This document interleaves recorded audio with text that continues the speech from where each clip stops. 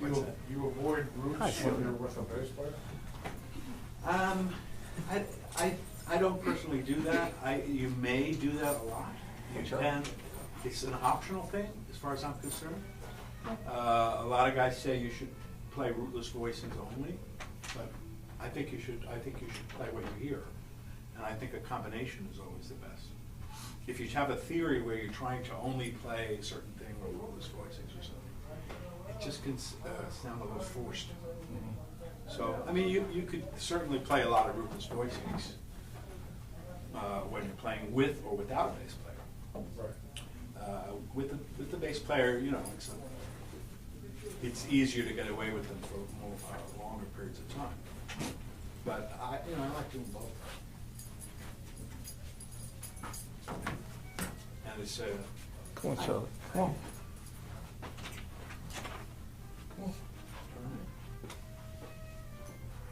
That's actually sort of leads to a big question that I've had for a long time. Is, with limited practice time, how do you learn how to both play solo and play with group? Because for me, the reflex is totally different. Yeah, well, it's a question of what you're doing when you're practicing. Okay, so the whole idea of practicing is I was telling Phil this morning, we talked about, is you want to choose something that you're trying to improve upon, and then have a way that you're going to do it, and then sit there with a timer. So for example, you can't do necessarily all the things that you might like to do just because of the time.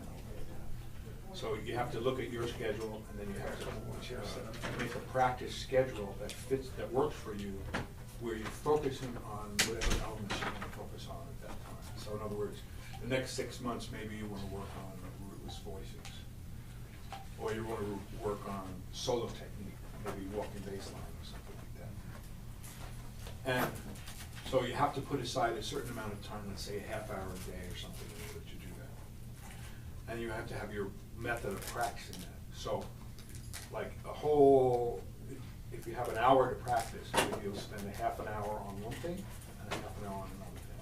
And you'll do that for a period of time, of months. And then that particular subject will start to get clear. And so you can't do, it depends totally on how much time you have to practice. So what I would do is, in your case, I would work out, like I said, I want to learn these things, and then we look at how much time you have to practice. And then we set up a schedule for you of this amount of time working on this amount of time working on this, so on.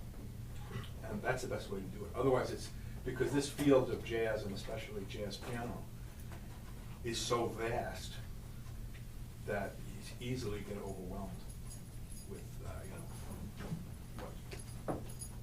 just what do I spend On the same my time? subject, though, do you feel that playing with a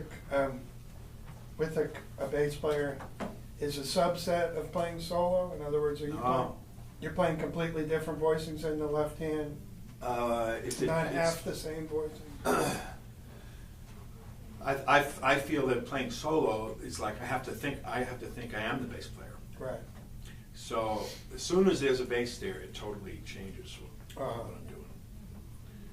So I mean, in terms of the voicing, I think to some degree, if I don't have a bass player, I'll be thinking of like, what am I doing in the left hand? Am I playing a bass line, or am I playing a half-time bass line? I have a whole thing that I'm working for in the left hand. With a bass player, I don't have to think about that at all. So it's bass players. There's certain like the styles of playing with the bass player. So I could put chords here. Because the bass is going to be carrying all this stuff here. So the basic style will be just improvising in the right hand, chords in the left. But then you can do things like this. With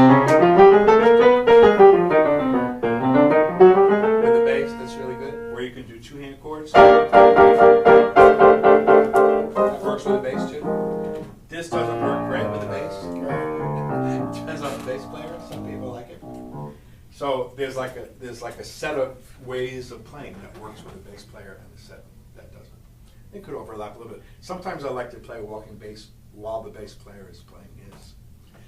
It's a little intense, but it kind of works sometimes. Okay, so my name is Dave Frank. It's nice to see you guys. I can make All right. the introductions. Okay. Your name again? Oh, Uh, this is Dave Frank. This is Dave Frank. Welcome to the afternoon. master class today. I'm sure Dave has some ideas and that he'd like to talk about, but I'm sure there's going to be time Yeah. for some questions. And you're welcome to chime in and just hopefully get a lot out of this in the next couple hours. We had a good concert last night. We have refreshments out there if you get thirsty or hungry. Or if you need some booze or some Yeah. wine out there. And other than that, it's all up to you to keep everybody interested. All right. There you go. That's my job. Dave, is it okay to record for Yes, my it's own? okay. It's I okay. won't put this on YouTube or anything? Yeah. Oh yeah, the other thing is, Thank I'm you. recording, doing a little video here, so you can record it, but if by some chance you would like to get a copy of it, just email me or call me and let me know, and I Thank you very can much. pass that over to you. Can you see? Okay, I thought I'll just start off by just playing a little something. Basically, improvisation is the instantaneous connection between your inner ear and your fingers. The part of the brain that hears music within itself is we call the inner ear. And this is where the music is generated for when we improvise. So the two basic ways you could be a musician, one is to be a traditional musician, which means that the source of the music is coming from outside you. The source being the page, or the source being ultimately the mind of the composer who wrote the music. So what you do as a interpreter of music is you take that, you work with the source outside, and then you take it in, and then bring it out again. So the source is outside, you take the music in, and you bring it out. When we improvise, it's reversed. So the source is within, and what we're doing is we're bringing it out. So it's a whole different thing. So if the source is not on the page, well, where is it? Where it is what we call the inner ear. And nobody really knows how this works. This is kind of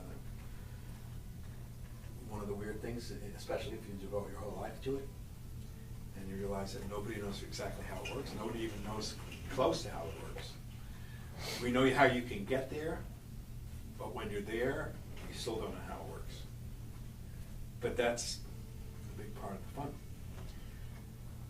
So anyway, I'm just going to improvise a little bit. Now I want to talk a little bit about improv theory, and then I'd like to work with individual folks who'd like to play and work with specific concepts that can move your playing to the next level. Okay, that's what this is about.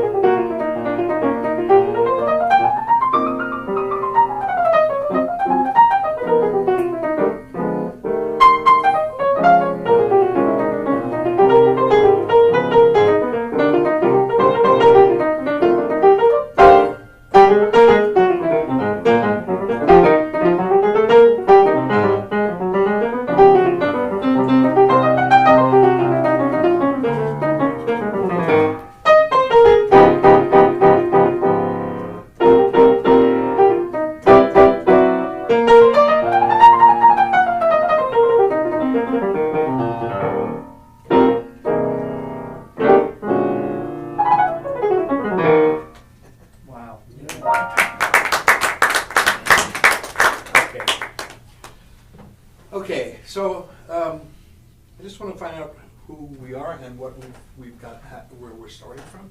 So what is your name, sir? I'm Josh. Hi, Josh. Dave, nice to meet you. Hi, Dave. I'm on the staff here. I teach piano and jazz piano. Okay, great, fantastic. So I got it. Have you studied with anybody around or? Well, it's been years since I've officially studied with anyone. Been here? I studied with McCoy Tyner mostly. Really? No, only on the records. Hey.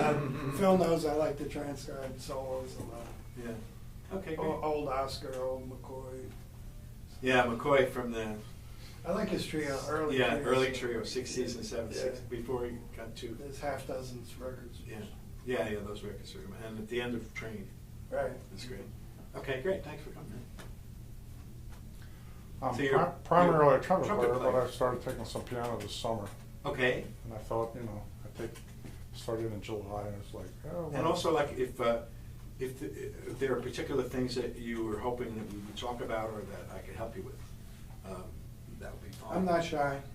Okay. Do you have some things you want to ask Yeah, or I mean- anything, or? Not off the top, but. Okay. I mean, that was really cool. It's probably, there'll never be another you without the head. Yes. Or a weaver of dreams, I guess, if there's Yes. no heads.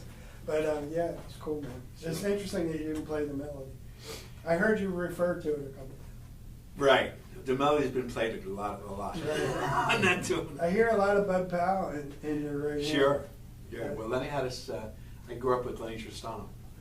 Oh, really? Yeah. For real? You mean For his real. music or the person? No, I grew up in his living room. Really? No Yeah. way. He was blind? Was he blind? Yes. Yeah. Yes. And Lenny used to talk about Bud all the time. He was Right. his favorite. And so I met Lenny when I was 15 and started taking lessons when I was 16. Wow. Yeah, it was something else. Where's that, in New York? Yes, in Queens. Cool, man. Yeah, it was very unusual to have that opportunity. He passed away very young, or? In fact, he was 59, I Oh, guess, that's 58 or not very 59. young. Uh-huh. He died in 1978.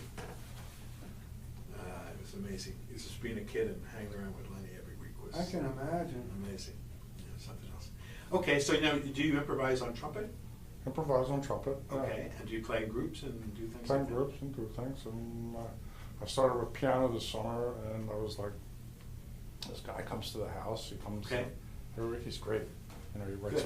he writes some exercises for me, and I was like, you know, come September, I'm gonna get busy at work, and I'll tell George, the guy who comes to the house, you know, I'm not gonna have that much time, Yeah. but he's so great, you know, I was like, I can't kick him out, you know?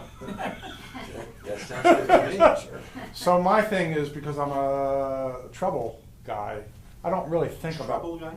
treble in terms of trouble. trumpet. I'm a You trouble. said trouble, too. I'm a trouble guy. Trouble guy. A trouble guy. I know. Not trouble, but trouble.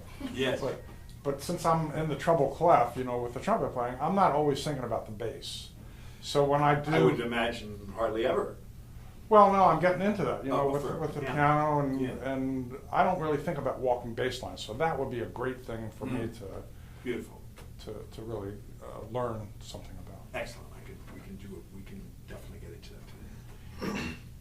Hi, I'm Marty. Hi, I'm Marty. a friend of Christoph's, and Yeah, it was great seeing Christoph last night. Great guy. I started on the piano. My primary instrument is the clarinet, Oh, okay. and I play a fair amount of jazz.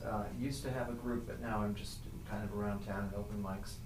But Okay. I recently bought an upright piano, and I just partly wanted to really dive deeper into the jazz part of it, because I haven't been able to improvise in jazz, so I'm Okay. kind of teaching myself now. Have you been able to improvise on clarinet? Oh yeah, I do that all the time. Okay.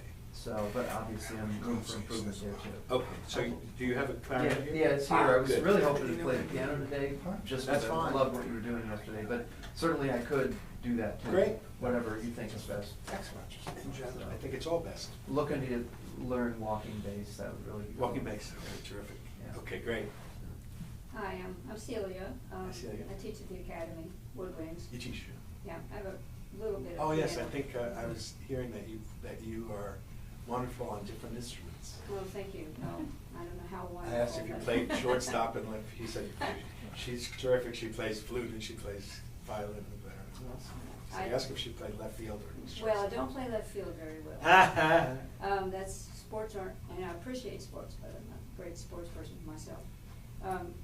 Actually, Since I teach mostly from the traditional approach, using music, Right. printed music. Yes. I really didn't have a jazz background because I have Right. classical training. Mhm. So what I'd like to do, I think, is learn a little bit more about how to teach students Beautiful. to improvise, Beautiful. and myself as well. The closest thing I've ever gotten to improvisation is playing for church services where, you know, you've got to Yes. pinch hit and Mhm. you got to be quick on your feet, and, you know, Right. the organist starts in the wrong key, and, you know, you got to figure something out. And, you know, it happens all the time, you know. Right. So from playing years and years of church music, you know, I've become pretty comfortable with just trying things. Yes. But when I had a couple of students come to me this year who wanted to learn jazz specifically, they were Right. adults. I Right. was like, I don't know if I'm the one for you, but, you know, she said, well, I'm a flute player, you're the only flute teacher we have. So Right, it narrows it down. I need to get busy there with what Got it. I'm gonna do. Okay, beautiful, thank you, that's great. Okay, well, I've been playing piano pretty much my whole life. It's the only instrument I've ever played. Well, I played clarinet seriously. for a while. Awesome. Didn't say too well. And I've been playing jazz pretty steadily since I was a college student, back in the '70s. And I don't feel like I've improved much in the last 4 or 5 years. Okay. I want to do something to try and Okay. get out of that rut. Part of the problem is I can't really figure out what direction I want to focus on. Right. Sometimes I'm really interested in free-form music. Right. Sometimes I play a lot of classical music. Sometimes I want to listen to more old-fashioned jazz. I sort of keep going back and forth. I can't really narrow down on just what it is I want to do. I think that's a really important issue. Yeah. Unless, I mean, the question is whether you like to do a variety of things. Yeah. So if you're having a good time with that and that's what you want to do, then that's fine. But it sounds like you want to go a little more in depth on something to see more progress. So it's all a matter of focusing your attention and focusing your concentration. So if your concentration is focused on one area or 2 areas, let's say, then you can use those 2 areas, have an approach to improve, and then get the improvement that you want. If it's like trying to focus the light rays in a flat, you have to focus in order to make the improvement that you want. Yeah. So I think that's a good point for me to talk about that, about how you want to decide what thing you want to work on to improve it. And then you need to have the step-by-step pedagogy to how to do that. And then you'll see the improvement you want. And Too much, the scattered attention, it needs to be focused in order to move the needle. Yeah. And the problem is the list of things that I ought to focus on is like 20 or 25 long. You have to make a choice. Yeah. And sometimes the choice is based on, where your playing is at the moment. In other words, sometimes it's based on what you're doing with your music. So if you're playing a solo concert next Friday, then you want to work on solo techniques today. If you're playing in a group at church on Sunday and you have to play chords or whatever, then you'll work on that. So sometimes it's that way. Sometimes it's just, that's the function of a teacher, is to kind of be able to point out this might be the next area to work on, and then to give you the step-by-step way to do it. Make sense? It's hard to figure this stuff out on your own. That was, ultimately impossible. But, okay, great. We're going to work on that. My name is Ray, All right. and I am a vocalist. Okay. I do not really play an instrument. Okay. I Well, can pick out, vocals. other than vocals. Vocals, I should say I don't play an additional instrument That's other than right. vocals. You play the only real instrument. Closest to that. I can kind of pick at the piano a little bit if I need to learn something, but Okay. other than that, I don't really Okay. play. But I don't scat, but Okay. I can take a melody of a song, or if I'm singing something and change it, so I do improvise Okay. as I'm singing. So I just want to kind of sit back, listen a little bit, kind of learn a few things, Okay. some And techniques and things that I can use. perform or play Oh, clubs yes. and stuff? And you play Yes. with like small groups? Or? Small groups. Okay. And it's like what kind of music do you usually perform? Jazz. Jazz, Usually, usually straight ahead, mostly. I'll say more standards. Okay. That kind of. Okay, sure. That kind of thing. Okay. And I've been in a big band. Oh, great. Okay, got it. All right, super, thank you. Okay, so let me just give you kind of an overview on the subject of improvisation. There is a kind of a way we can think about this that will make a lot of sense to whatever we're trying to do. And that is, there is a basic formula to improvisation, and there's a formula to ways to work on it. And the first part of improv, it's like a V. I was thinking of it like a V. Two basic parts would be musical elements. Okay. See? Yeah, got it. Okay. Okay. So the first part of improvisation is the elements that we're using to improvise with. We call this the musical elements. And musical elements would include things like which voicings am I playing, or which chord scales am I using, or which inversions, or which arpeggios, which chromatics, which extensions. And that is something you can learn that's out in books, and it's. Anybody else want paper or pen? I could have handed that out at the start, but.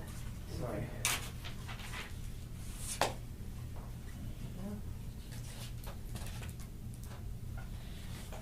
Right here. Sorry. Okay, sure. So musical elements is one of the things that you want to study. Now, if you're playing a piano or playing a clarinet or a bass, it's different. On piano, we have so many things that we can work on. On a flute, there are also a lot of things, but not the harmonic aspect, obviously. So musical elements is one thing that we want to get a hold of, and we'll talk about that. And that's kind of known. So if you look in jazz books or take jazz courses or something like this, you'll find out a lot of these elements. When I was young, when I was young, there really wasn't much of this in the way of jazz education. My teacher Lenny was one of the first guys to make a system out of it and make it something that could be taught. And there wasn't that much in school about it. It was kind of like the attitude was that, you either were or you weren't. But since that time, jazz has really become like a scientific subject. And now there's a lot of pedagogy out about it, and you can learn it. And the truth is that you can learn anything that you want to learn in a step-by-step fashion. Everything that you want to learn, there's a way to learn it, and there's a method. And if you apply yourself step by step, you can learn anything you want to. So the first part of anything we can discuss would be musical elements. The second part is the part that's not so well known in terms of, like if you read jazz books or take a course or something. We call this improv concepts. Okay? Improv concepts is how you take the elements of music and make music out of them. Okay, the elements of music. So, for example, let's say we just, I'll take that tune I was playing. So, one of the elements will be the chord voicings. So that's something that you can focus on separately. So, for example, the chord voicings might be like this. Do you mind if I stand over here? Yeah, no, not at all. See, you can stand up. I can see In the the piano chord voices.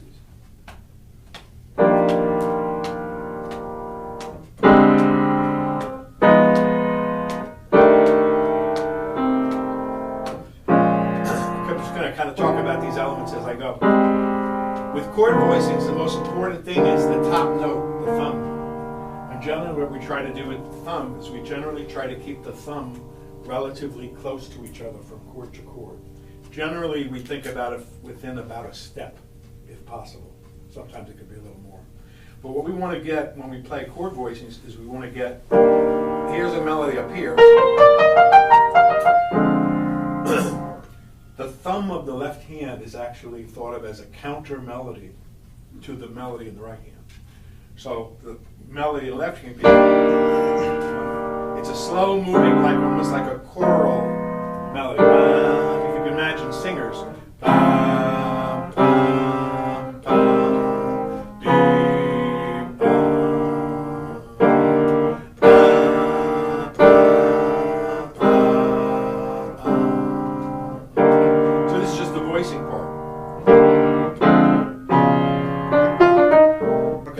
Assuming you're doing all the voicing in the left hand. Yes, yes. And so one of the first styles that we can go, that we want to go for, is chords in the left hand, melody in the right, and improv in the right hand. So for example, that's what we were talking about when it comes to choosing something to study and then studying it. So in other words, left hand voicings is one subject that you can study. And if you want to study left hand voicings, there's you can study. The way I teach it is you study all different voicings for each quality of chord. So you might study 10 or 15 major sevenths and try them in every key, 10 or 15 minor sevenths, 10 or 15 dominant sevenths over time. And then you'll have a palette of colors to choose from. And then you can begin to write arrangements. Anyway, the improv concepts is what's not known so much. And this is, I find, really where it's at. So the improv concepts is how we use the elements to create phrases and to tell a story through a solo. Okay? So the first step if you're playing on a tune is to get your chord voicings if you're a pianist, or to learn the harmony if you're not a pianist. The second step is to know what scales work against the chords. Okay? This is part of the science. So in this case, the beginning would be an E flat scale. And then we have the C harmonic minor scale.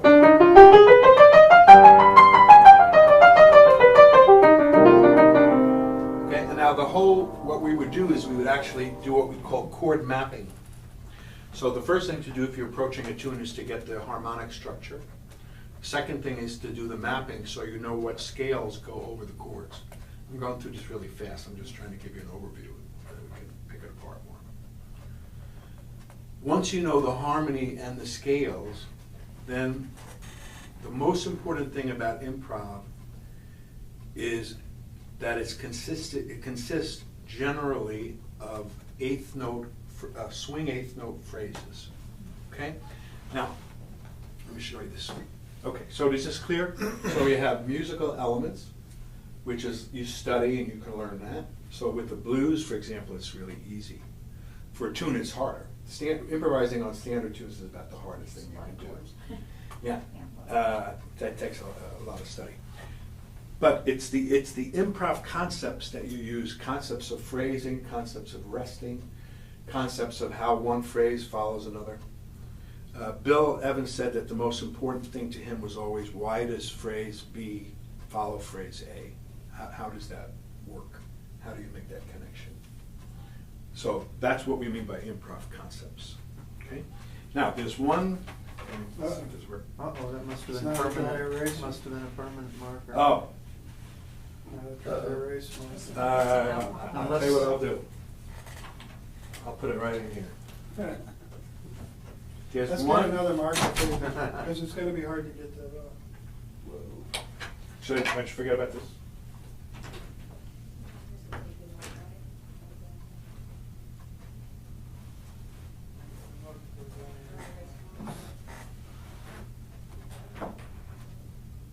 Can I ask a question? Yeah, sure. Well, I don't know if we're planning to talk more about chord mapping, but could you define that real quickly? Yeah.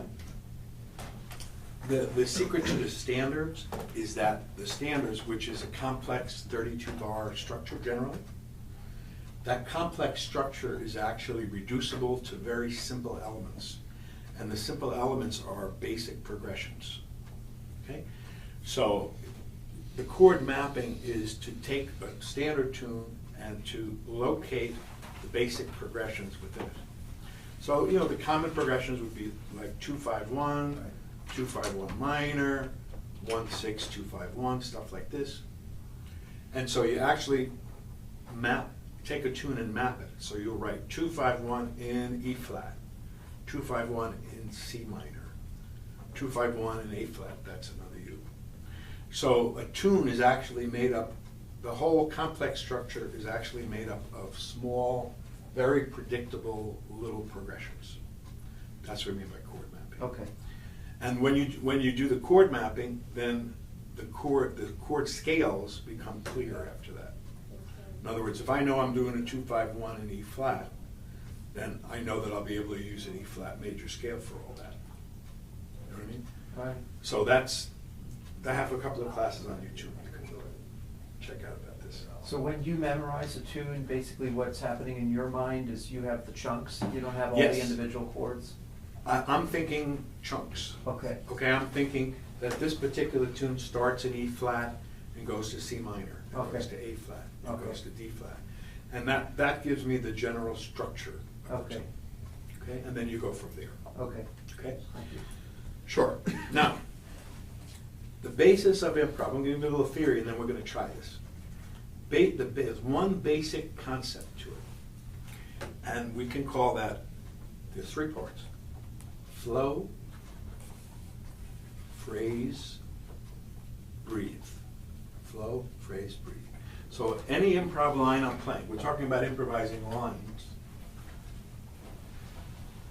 The general feel of improvisation is swinging.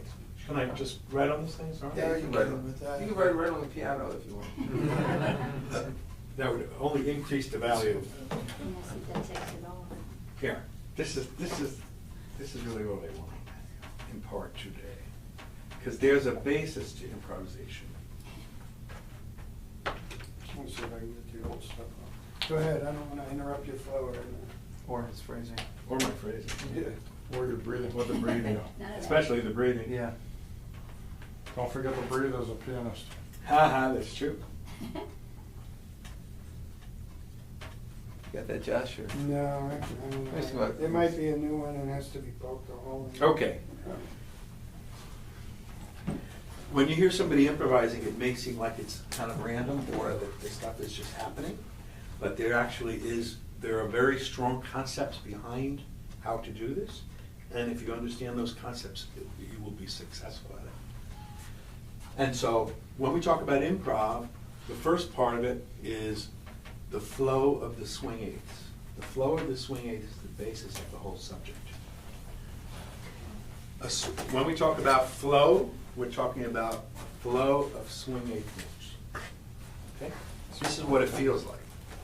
These just to sound good.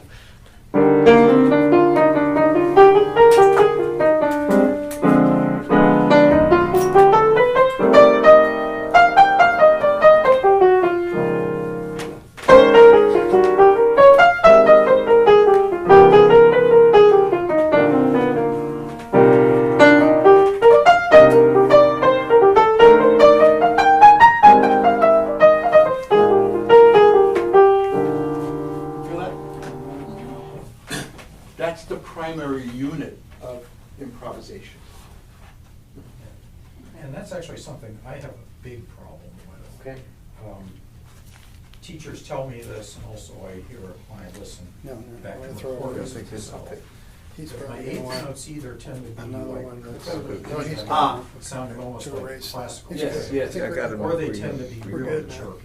Yes. I can't seem to get that sort of magical. We're way of gonna get doing it. this. We'll get it today. Permanent marker. Okay. That's true, and different players tend to have slightly different variations on how they play their eighth note. And that's kind of a personal thing, but the swing eighth note, I have a chapter in one of my books called The Great Swing Eighth Note Debate,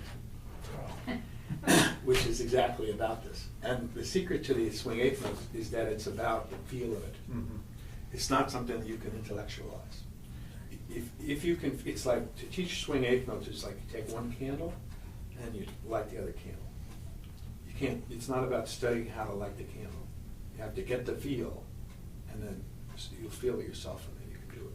It comes from experience. It's just like taking it from a page, where they try to write it out.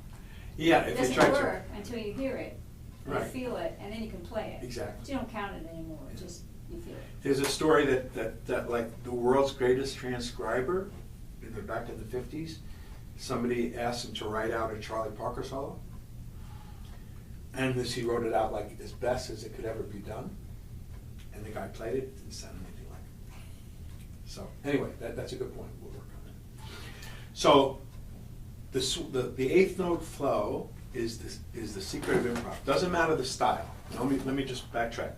One of the great things about improv is that there are many, many different styles. And the difference between the different styles of improvisation is in the musical elements. So if I'm playing on a blues, I'm basically using just 3 voicings. I'll show you this. So I'm basically using 3 chords in a blues, traditional blues, and I'll use 1 or 2 basic scales, right, like a blues scale. So my elements would be the voicings, C7, F7, and then I have 1 or 2 scales on the right hand. Blues scale, okay? Those are the elements. When I improvise, I use the improv concepts to make music out of the elements. Okay? Now watch. So our basic principle of improv is flow, phrase, breathe. I'll write it again because it's really important. Is it important to also talk about, with the flow of eighth notes, the interspersing triplets? Yes. I would generally do that after getting the basic thing going. Okay. It's like there. You do that really well. I was admiring that. Oh, okay, thanks. So yeah, I mean, there's a hierarchy of kind of rhythms to play. The eighth note, if you look at all great improvisations, will be about 70% swing eighth notes. And then the other 30% is lots of things, but you can discuss various things to do besides the swing eighth notes. And those are great too. So usually we'll have people getting this first concept of improvisation, which is the flowing and breathing in the eighth notes, because this is what makes it authentic and sound like jazz. Then after they start to get that, then we can go into triplets, 16th notes, anything, all kinds of rhythms and patterns and structures and functions. But to have the basic part of the improvisation, flow, phrase, breathe, going with the eighth notes, that's the key to it. Okay, so if I'm playing on a blues, I'll just show you how this is connected. So if I'm playing on a blues, I just have a couple of musical elements. And then what I'm trying to do is I'm trying to use our concept. So the first part of the concept is the flowing of the eighth notes. Now, there are 3 basic lengths of lines that you want to know about. Short, medium, and long. I'm talking about improvising lines here.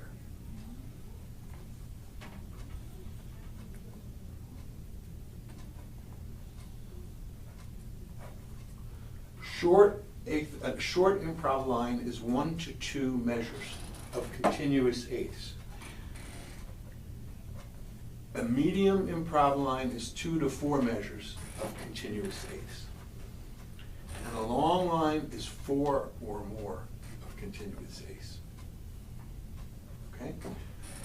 Let me demonstrate this. So these are the first 3 phrases to practice and to work on if you want to kind of develop this a little bit. So a short phrase, let's play on blues first. So short phrase could be like this.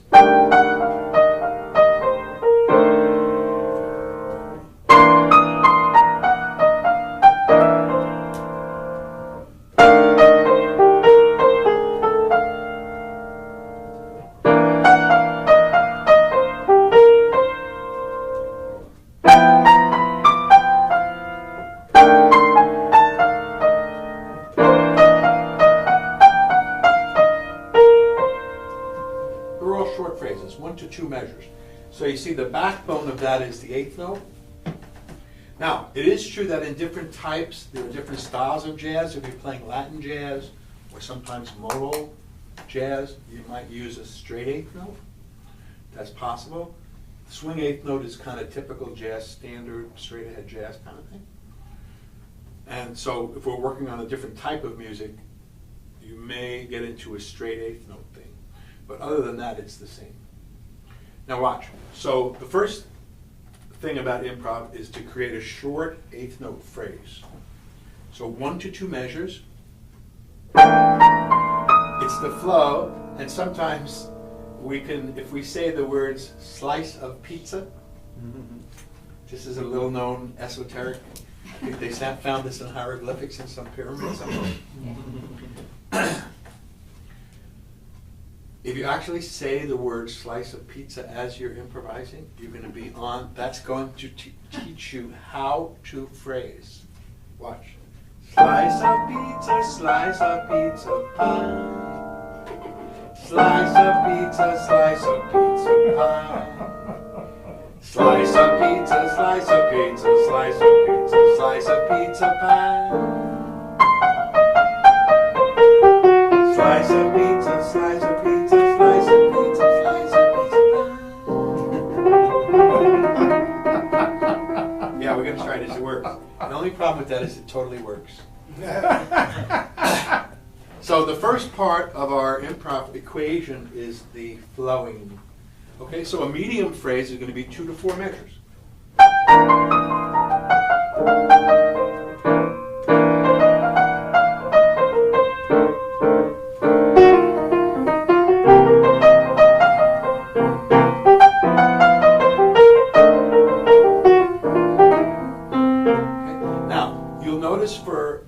The feel and the touch is very legato.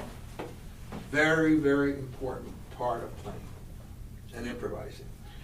We want to have primarily a legato touch, very smooth. What we think for piano players is that the hand is like a wave. Okay, most people play and it's like a jabbing, like boxers jabbing. You know? But the best feel for the technique and for the improv is like the analogy of a wave. Okay, so this kind of wave motion. If I did like a more choppy motion for improv, it would be like this. It's like punchy, you know.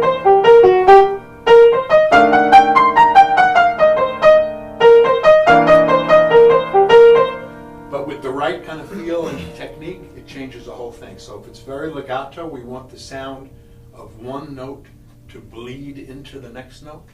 Okay? It sounds like this.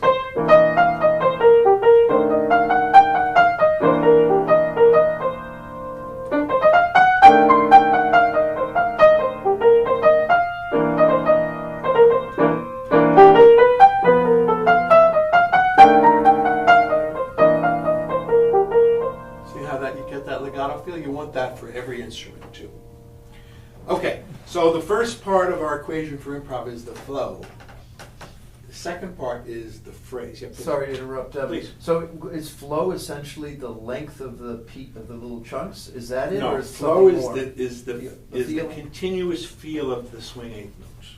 So There's why, a feel to it. why do we break it down into short, medium, long? Because it's useful when you're learning how to improvise to try one and then extend it. And it's harder. The longer the phrase is, the harder it is to create it. To create the flow. Well, the flow is the feeling of the eighths. Okay, All right. so if I put like the canoe in the water, Right. and then the current of the river starts moving me, the current of the river is the flow. All right. Okay, it's the feeling of movement. All right. With that feeling of movement, we can create 3 different types of phrases. Okay. A short phrase, a medium phrase, a long phrase. But ideally, the flow is always the same. Essentially, it's this nice legato. Yeah, the All right. basic flow of the improv All right. is legato, swing eighth. All right. Then we can talk about other things that can go along with that. But the core of the playing, if you're trying to teach somebody to improvise, the core of improvisation is the flow of the eighth notes. Okay? Okay, now, second part is what we call phrase. Phrase means that our lines have to end. Okay, they don't go on forever. there's a flow to it, but just like everything else, there's a flow, and then the flow ends. And so the flow ends at one of three different points, either after 1 to 2 measures, 2 to 4 measures, or 4 or more measures. The common denominator with all the different lengths is that when you're finished with the phrase, you want to feel like you've just created a complete musical sentence. This is the key. The two basic keys of improvisation, linear improvisation, is that you want there to generate a flow, an eighth note flow, and then you want the phrases to feel like complete sentences. Okay? And we will usually hold the last note of the phrase if we're playing piano or even any other instrument.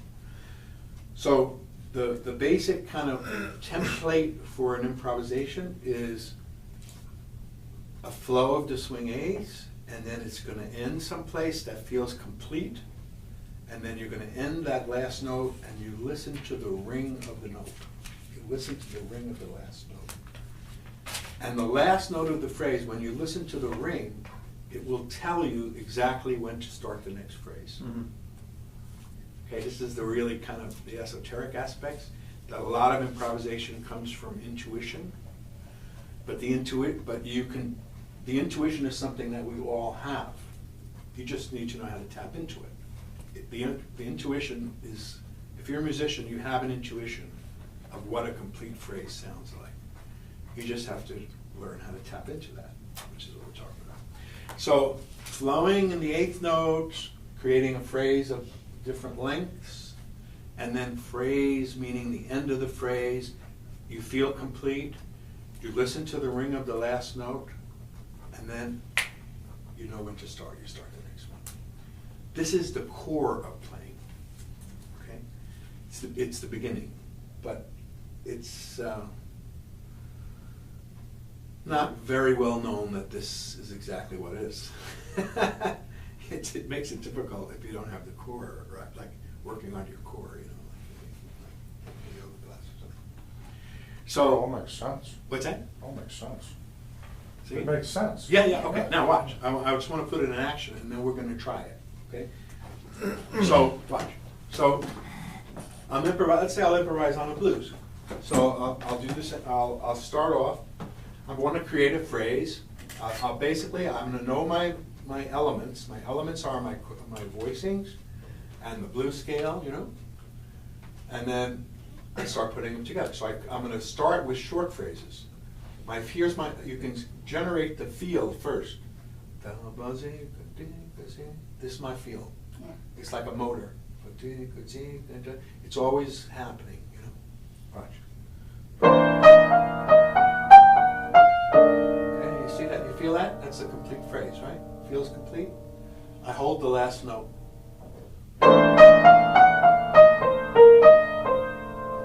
Complete. I hold the note. It's going to tell me, okay, now start the next phrase. The next phrase will come to me. If I have these kind of concepts working for me, the next phrase is going to come. And so I'm going to feel exactly what I should do next. Short phrase.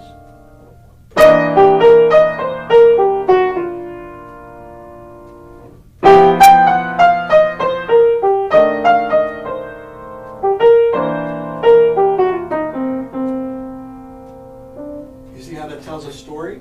Mhm. Do the phrases feel complete? Yeah, Yes, like a sentence. A sentence, perfectly. a conversation. Yeah, I mean, when they say music's a language, they really mean it. And what they mean is that you have this kind of sentence structure. You have a period at the end of your sentences, and then you wait a moment. Yeah, please. I'm always afraid to say anything because I don't want to. No, go. It's We're so all, great. the flow is everything. But it's interesting, even what science is backing up. I keep thinking when you're talking about this language and Yeah. you know, a couple of years ago I got a gig playing, believe it or not, in a CAT scan. In a In a what? CAT scan machine. playing at the same time. They gave me a keyboard. And You mean while they were doing CAT scans, they wanted yes, you to it was play? at Hopkins, a doctor who. Was it a brain- study or something? Yes, Brain a study. neurological. Well, wow, we could talk, Studying we what could talk happened- the next hour about that. And there's a TED Talk. Now, he made a TED Talk. He's a very famous doctor. What's- He's good friends with Pat Patino. What's his name? Lim, he's at Hopkins, a neurosurgeon. But the results were shocking to me.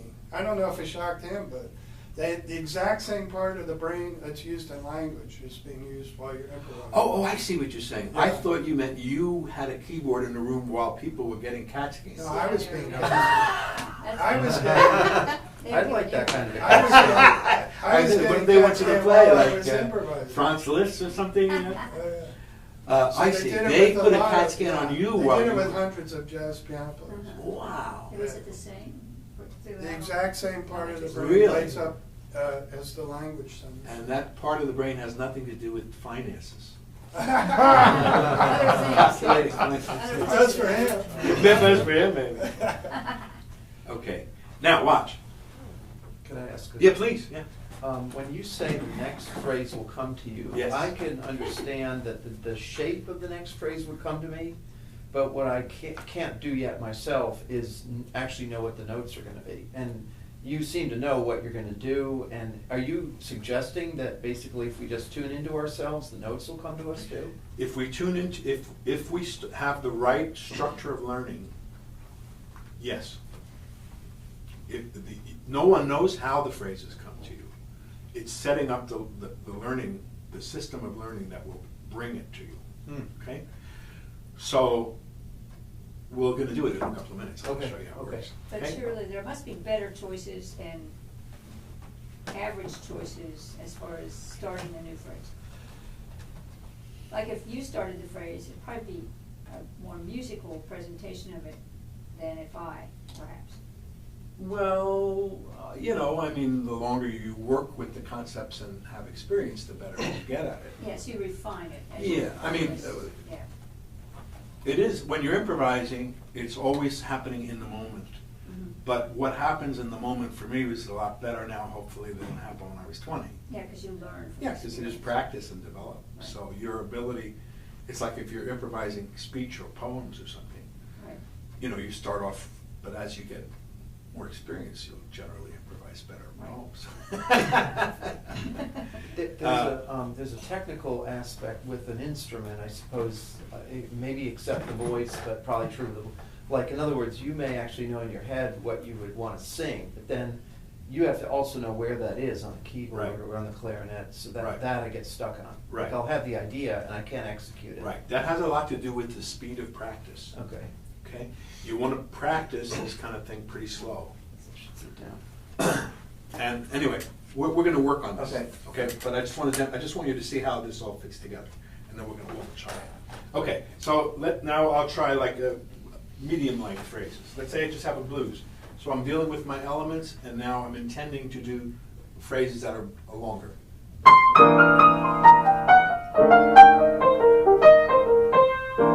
Last note rings, feels complete.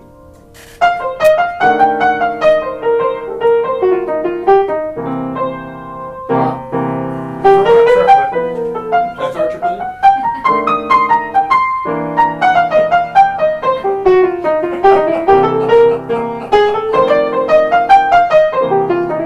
That feels kind of like improv, right? Because, Yeah, that's cool. now let's say if I do it on a tune. How about All the Things You Are?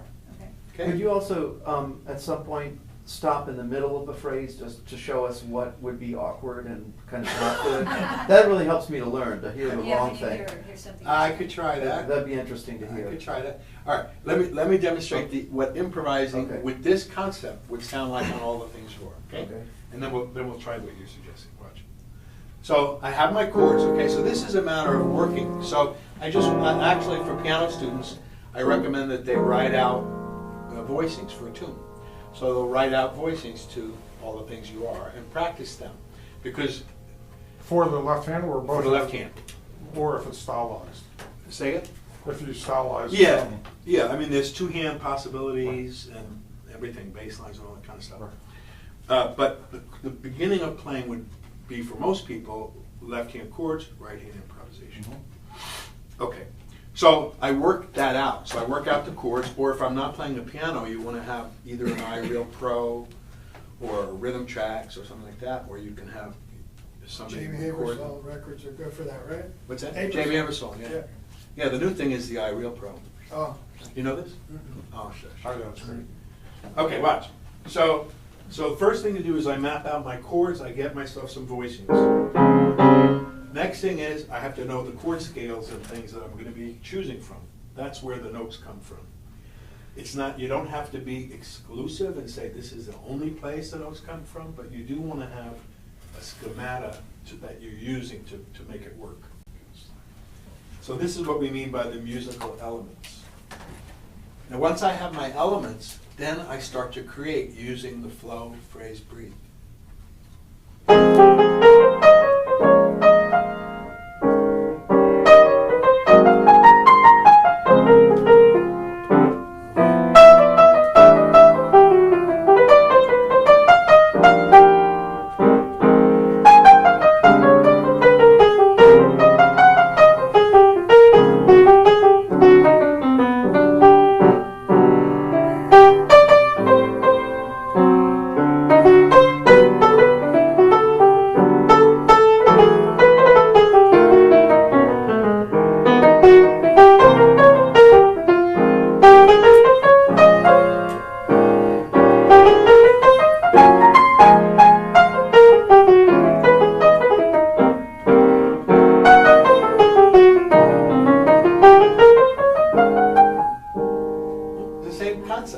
And so all forms of improvisation use the same improv concepts, but different elements.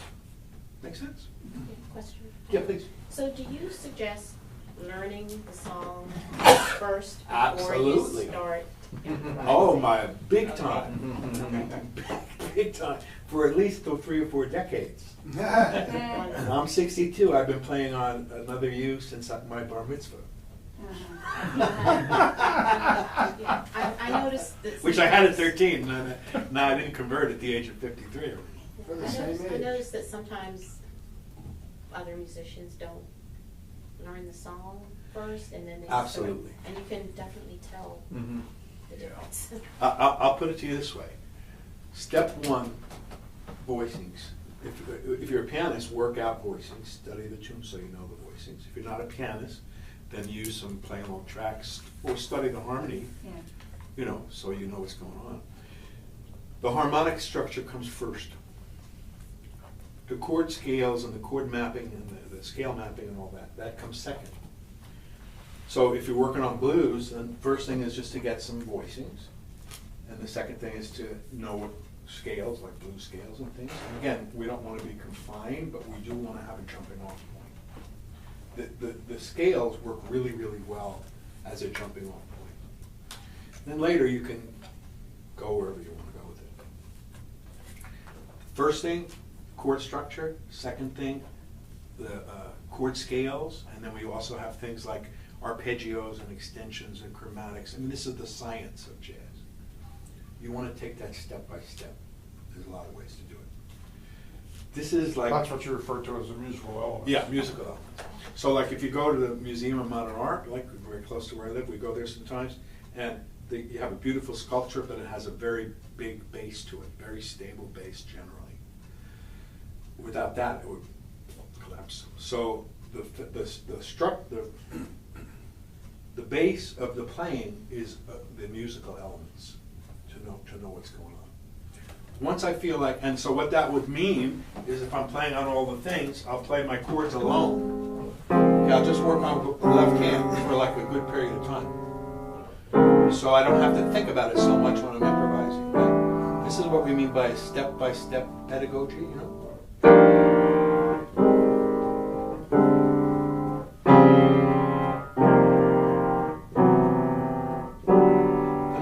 What kind of scales and things I'm going to be using for notes. So I'll actually play the scales.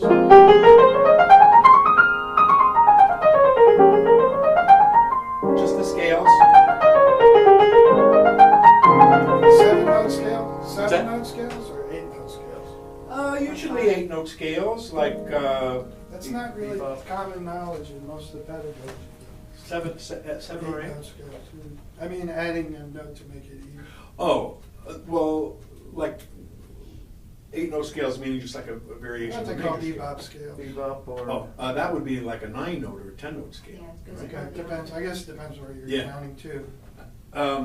The first kind of scales would be like here on the first part of my chord, I'm in the key of A flat. Right? Just an A flat diatonic scale. Right. Okay. That's where I start. Okay. Then I switch into C. I have a C major as just a beginning scale. Side read, Then I have like a B flat scale for a while, or an E flat. E flat scale, A flat. So I map the tune, and I'm writing E flat up these 4 measures, A flat these 4 measures. Okay. Okay. Then I'll usually have people improvise on half the tune, just a half. The more you have these elements, it's like the at the casinos where the things are going around. What do you call them? Slot machines. Slot machines. It's like you want the 777. You want that to be there. That's the musical elements. Once you work on this, so for a flute player, it would be you can take a chart. I wouldn't start necessarily on a whole tune. There are steps to this which I can explain. Yeah, it's too much. Yeah, it's too much. And so the biggest problem that people have with improv is they bite off too much. And you have to just bite off a little bit and have the clear understanding of what to do with that little bit. Well, there's also that technical element, like if the student doesn't know all those scales, Right? hey, play an A flat, you know, well, you can't play an A flat. Yeah, that's why there's the whole thing is Step. step by step. Yeah. Okay, so once these elements are together, then I can start improvising. Then I feel like I can comfortably do something. So what I'm going to try to do is just create some short phrases. Yeah. With or without a metronome? Very good question. In my tradition of learning with Lenny, we always use the metronome. I think I always have my students using a metronome, but at a certain point, you might tell them drop it. You know what I mean? And now with the iReal Pro, it kind of changes everything. What does the metronome give you as a student? Pulse. Okay. Okay. Okay. Now, so the first thing I'm going to try to create is short phrases. Okay. So I have my little formula: flow, phrase, breathe. Watch.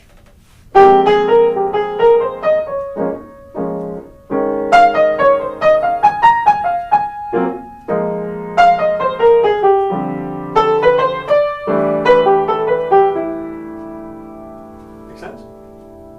I mean, conceptually. And it seems like you never play the left hand when you're playing the right hand in what you just did. Except on the first beat. Yeah, to start with, you know, to start Okay. with. That would be, for example, what we're talking about is basic playing. Okay. What you're talking about here would be more advanced playing, where we can intentionally change the left hand comping. So I can, just to give you some ideas, so instead of playing the notes all together, we could play the top notes and then the bottom note. It's called doorknob.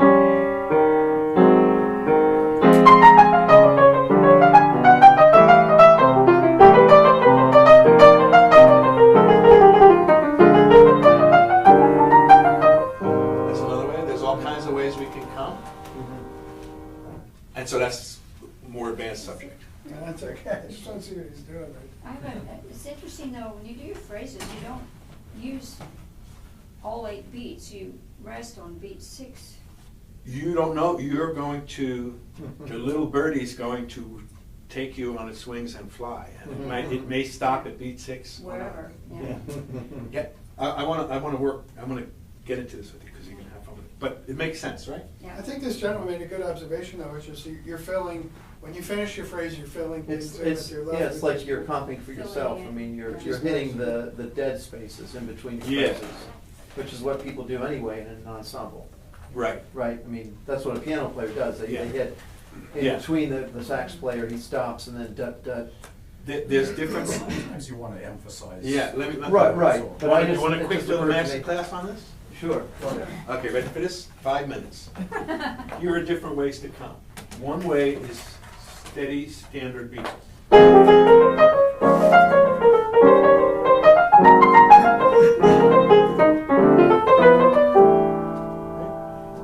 Here is 2 to the bar.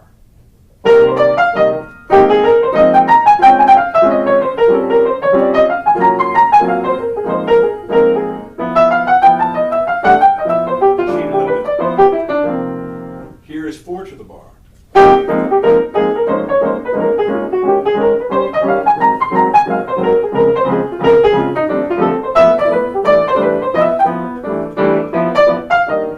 Here is what we call comping in the cracks.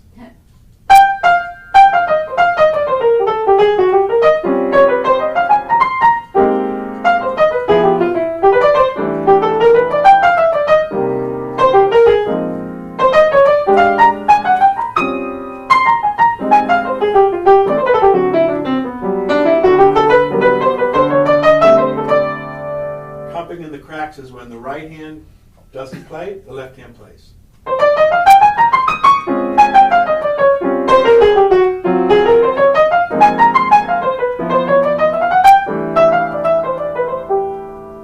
Then you have synchronized hands.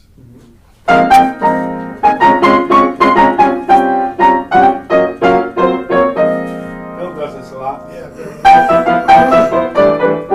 Now he'll switch into that, you know? So he plays for a while. He'll play kind of comping.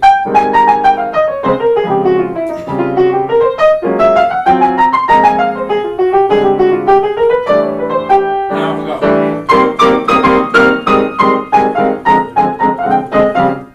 Changes the whole thing. Okay? Another one we call a doorknob. We take the top part of the chord and then the bottom part.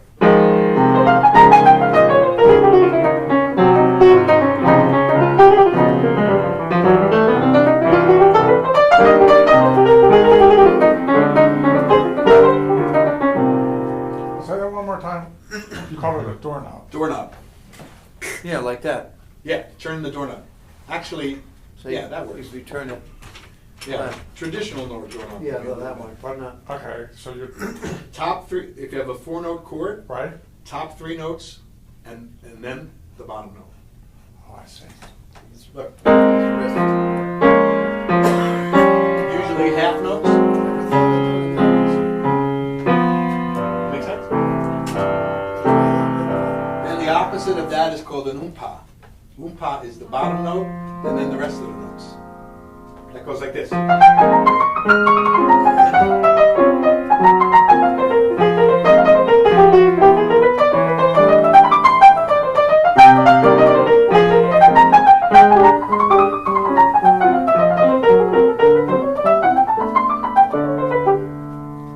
More choices. A lot of choices. So you're. There's more, there's more. In your right hand, you're kind of, I'm guessing that's true improv. And I think in your left hand, you already previously have figured out. That's on autopilot? Or is that also improv? It is improv. It's definitely improvised, but the way to that is through writing it. In other words, I wouldn't have students try to do that. I teach them how to create good voicing arrangements, and then they work with that. And then over time, they begin to develop the ability to go on the fly. After years of working with the voicings, they start to get very familiar, and then you can start doing it on the fly. But first, we want to free the right hand, and then the left hand will follow. Right hand goes free first. You felt that, Phil, right? Right? I mean, you feel now that when you're playing, the voicings will come? Oh yeah, they do. Yeah, Yeah. the more you do it, and your hands will fall. But we studied it, like We here did. We are wrote- like yeah, we a wrote 'em ton out. of voicings Wrote for 'em this. out, and then- Here's a ton of voicings for this. And then we wrote them for a while, and then you start to understand the syntax of the language. And then over time, it can come to you like that. But again, this is, this is like, Right. what's his name? Leonardo da Vinci, Michelangelo, painting the Sistine Chapel. This is jazz piano. It's like, all right, for 3 years we're going to paint this. and we'll get this scene, and then we're gonna paint one over here, get that one, and find it, it's a whole thing. Okay.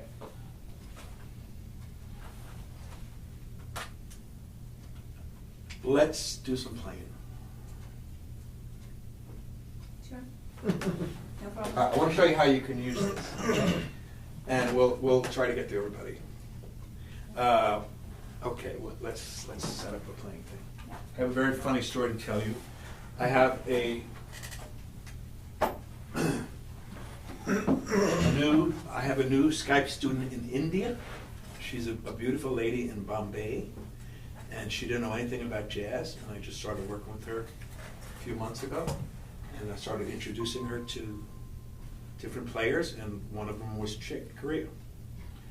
So she really loved Chick Corea, and I said, hey, I'm going to see him. He was playing at the Blue Note recently. She called me up. She said, Chick Corea is coming to Bombay. It's great. Last night. And as part of a solo recital, he sometimes calls people up from the audience. Have you seen this? Yeah, I have. And he paints a musical picture of it. Oh my gosh. And last night, my student ended up on stage with Chick Corea. Amazing. There's a picture of him and Chick. I'm Chick, and you're my student. That's amazing. And my Chick was looking at my student like this last night, and did a whole beautiful musical thing, Oh my God. painting a portrait. Awesome. Isn't that crazy? Wow. It's wonderful. I know, it's great. Anyway, okay, now. Sounds like a great guy. Yeah, she was like, oh my God, I can't believe this happened, man. I was just on stage with Chick Corea in front of like 1,000 people in the Probably more. Anyway.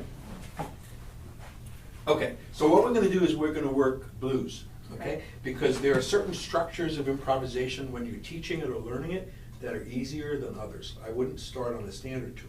Yeah, there's so many chords. So many chords. changes.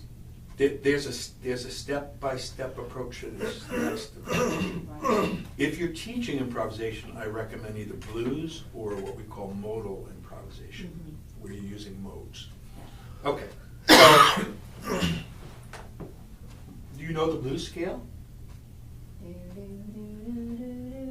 Yeah. Do you know how, like this? Do you know the structure of it with the? Yeah, 1, 4, 1, 5. That's the 7. chords. Yeah. How about the scale? I'm confused about that. There are a lot of different variations of blues scales. Let me I'm not show sure you. what the basic ones are. There's a basic. Okay. Basic blues scale. This is a great place to start improvising, and you can start to use all of these concepts over a simple form like the blues, but it's really useful because you can see how it's like what we call like an improvised brain. It's your brain on improvisation. And when you use these concepts, you want to start with something simple, but you can feel just how it starts to work, and the music starts to flow through you. That's the trip. Every great improviser always says, it wasn't coming from me, it was coming through me. And that's the whole interesting part. We don't know where it comes from, but we can channel it. Okay? So the Dave, you know basic. you can erase that now easily, right? Oh, yeah? Yeah, we gave you a different marker. Flow, phrase, breathe. So you talked about the flow and the phrases. You talked about Oh, yes, I'm glad you brought that up. Okay, let me do that quickly. Very important. So, Sorry. the breathe is the listening to the last note of the phrase, Right.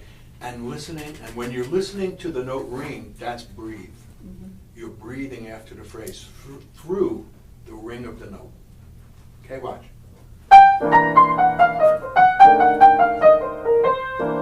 That's my breath there. Okay, you had mentioned that, but I didn't know Yeah. that you called that a breath. Yeah, that's what we call it. What I mean by breath. The ringing of the last note. So it's going to flow. There's my breathe. So phrase means I end and let it ring. And breathe is the holding, the ringing and the listening. Okay? Flow, phrase, I'm with you. breathe. Okay.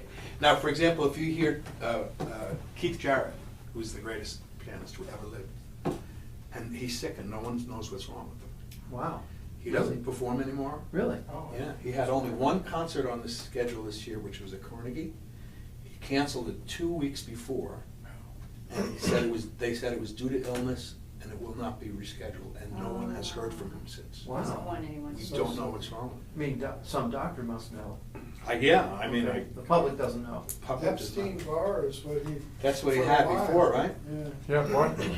He had the chronic fatigue syndrome.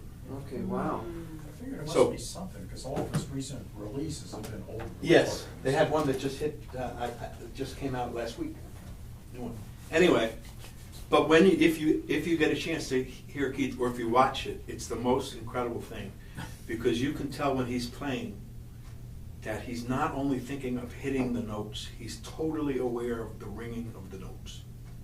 So he's creating as much as with the ringing as he is with the notes. And so he'll create improvs where he has 7 notes, and maybe 2 of them will be held. And the rest will be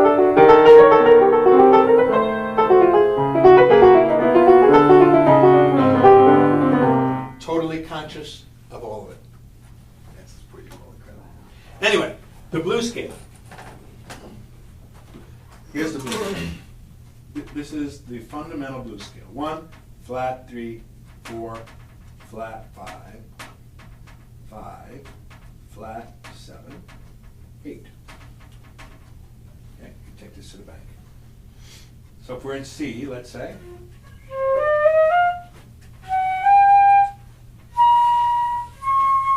Uh-huh.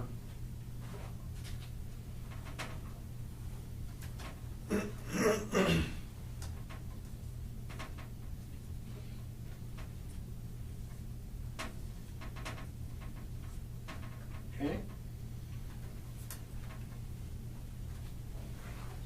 Okay. Now, so I'll show you exactly how you can show a student how to do this. So the first thing we want to do when you're playing is always get a pulse, okay? So I want to start with a slow pulse. The pulse is something that you feel, okay? It's the same as somebody tapping you on the shoulder. You feel the pulse. It's like a Stevie Wonder kind of thing. Now, so you want to feel that, and the first thing we can do is just play the scale slow in quarter notes against I'll do the blues progression. So I'm keeping the progression. We're going to play the blues scale slowly in quarter notes like this. Watch.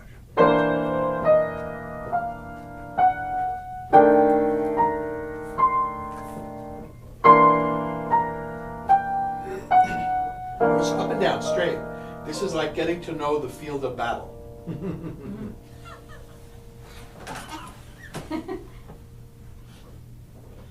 One, two, ready, go.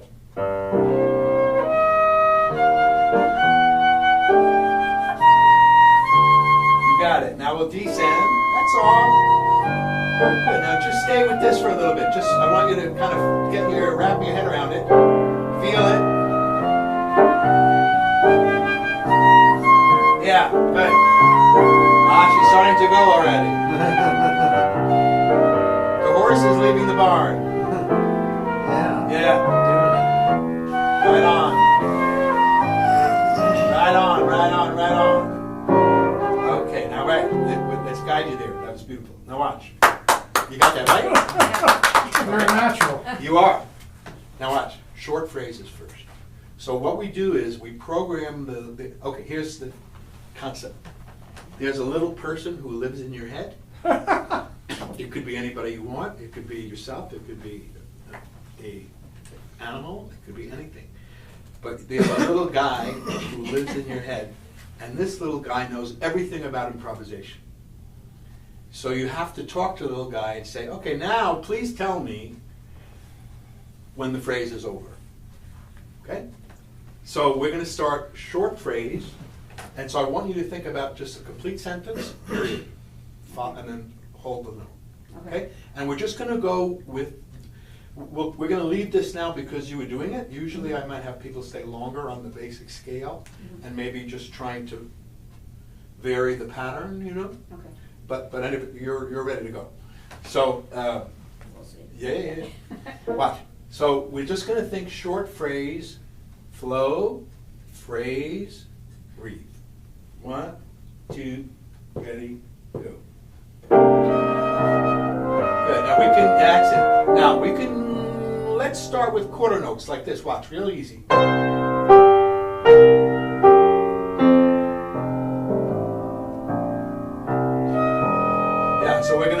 flow, in this case of quarter notes. 3, 4, 1. Right on the beat quarters. Good. Now you're looking for the end and you're holding. Right. Now. Good. That's it. Now go wherever your ear tells you to go to next. That's it. Keep it to quarters for the moment. I know it's hard. Yeah, just for the second, then we'll move it. That's it. We want to get a feeling for what this complete sentence feels like. That's it. Real slow. See, we're limiting the elements. That's it. Good. Now feel the end. Hold. Beautiful. Hold. Listen to the ring of the last note and let it ring as long as it wants to ring. And you will know right away. Boom. Ready? 1, same thing. 2, 3, 4. Good. Keep it real simple is fine. We're going to make it more complicated soon. You want to go in the shallow end of the pool first. Nice. Perfect.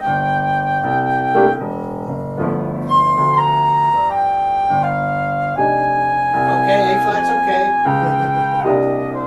We don't have a little piranha tank to push a little button in here. That was a nice little improvisation. Yeah, I wasn't really thinking about what I was playing, I was just That's perfect. that's beautiful. wasn't Right. thinking about it at all. Yes, now. Just listening to you. Okay, that's good enough. Now watch. Wants to get her money's worth. I mean, who has a piano player with him? I mean, you know, this is like heaven, having a piano. Sure, but now, watch. We're going to add a little bit of eighth note here and there. Okay? So this is the way you teach improv. You have a concept, and then you go shallow end, shallow end. Now here's another element. Let's bring that in. And then your intuition takes it and makes music out of it. Watch. So we're just gonna do eighths, quarters, and a little bit eighths. Watch.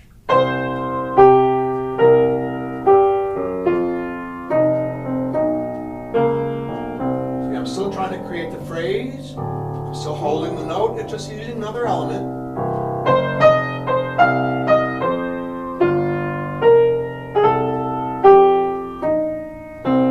Okay, now it wants to ring. Now I already hear where I'm going next.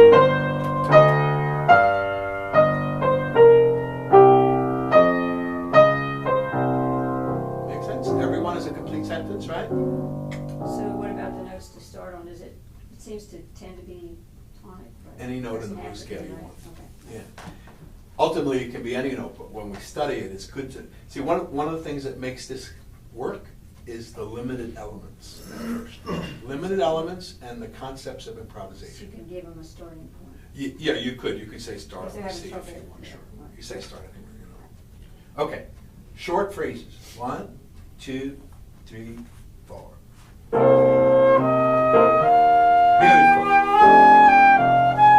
Okay, I think there should be a G flat instead of an A flat there.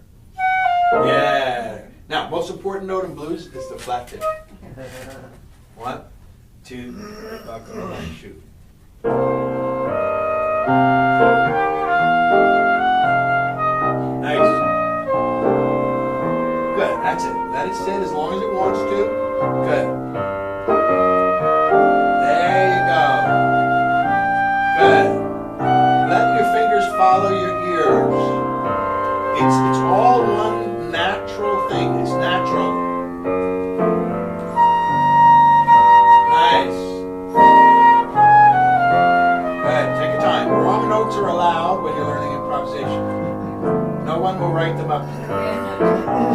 Good. Same thing. That's good. Perfect. Yeah, it's like a little Jethro Tull thing here. Good. Beautiful. Just listen. You're listening to your inner ear and the fingers follow. It's very beautiful when you do it like this.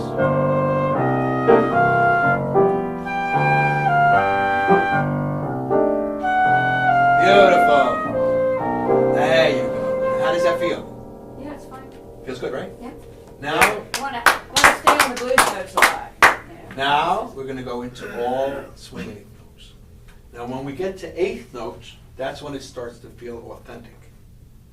When you, there's a few steps before the eighth notes, but when you get to eighth notes, when it starts, that's, oh my God, I'm playing jazz, I'm improvising. Because eighth notes is the back, okay?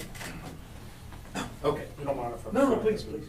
Okay, so now we're just gonna do the same thing, short phrases, little phrases, we're gonna make those sentences. You get a little feeling, when you're done with the phrase and it's complete, you get a feeling in your head like, bing! Sometimes I have a thing with students, if they play a good phrase, I go bing, if they play a bad phrase, I go, eh. You can tell right away. Put them on TV. Yeah, 1, 2, 3, real slow, nice and natural.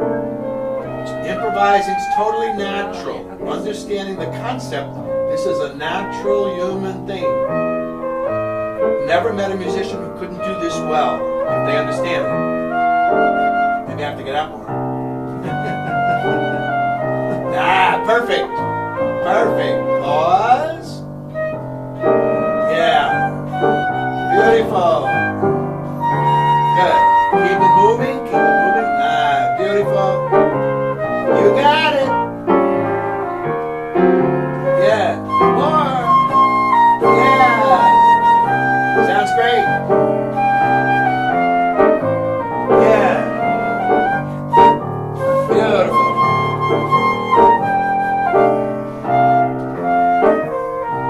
You got it. Nice. Fantastic. Yeah.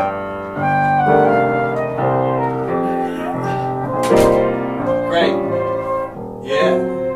Okay. How's that feel? Yeah. You are indeed a natural improviser. Yeah, nice job. Now wait. It's from all that church stuff. Okay. Praise the Lord. Yeah, praise the Lord, Yeah. that's right. Now watch. Let's make it a little longer. So when we make the phrase a little longer, we want to keep it legato. Okay, keep it smooth. Now, obviously on the flute, it's you have a certain length you can Right. go, and that's fine. So a little longer. It's just you just keep going a little longer and keep it melodic all the way. Hold, let it ring. Boom, done. Now I can just concentrate on medium phrases for a while. Okay, I'm not thinking about anything. It's just if I have to have the concepts and then the music flows. Try it. Sounds great. Yeah, that's it. Keep moving. That's right. Go a little further than you would expect. That's beautiful. Yeah. Yeah, keep it going. Steady eighths for now. Yeah. We'll do 2 to 4 measures of steady eighth notes and then hold. There you go. That's beautiful. Yeah. You got it. Take a breath.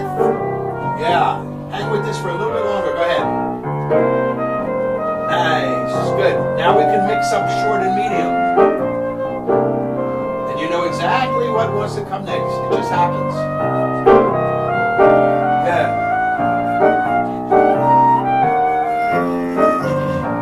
Beautiful. Change the progression on you a little bit.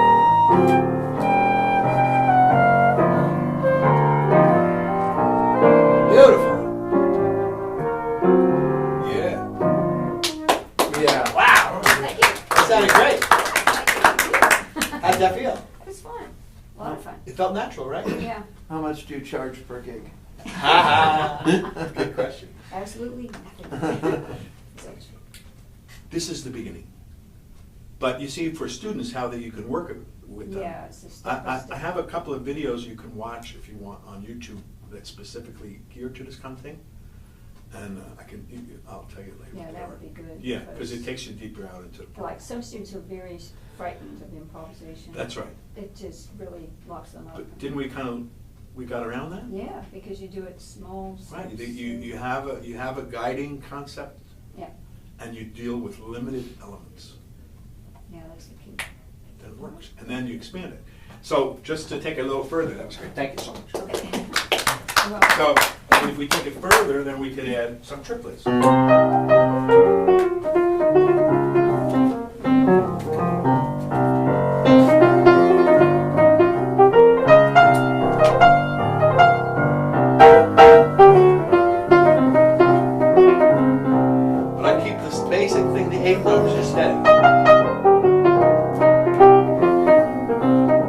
backbone. Then I can go away.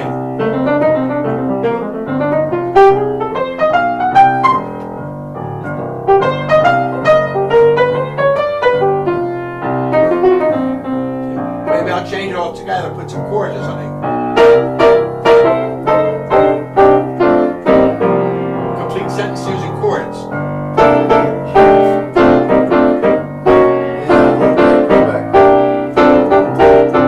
Complete sentence.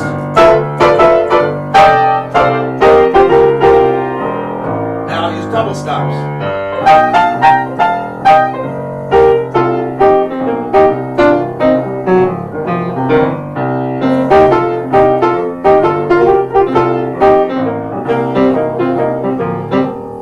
Single notes. Back to my eighth notes, which kind of gives me my center. Eighth notes, long ones. Triplets, eighth notes.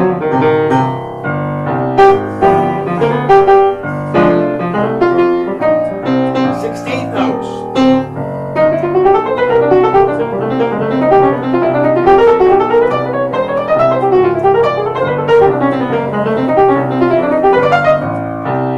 Triplets. Eighths.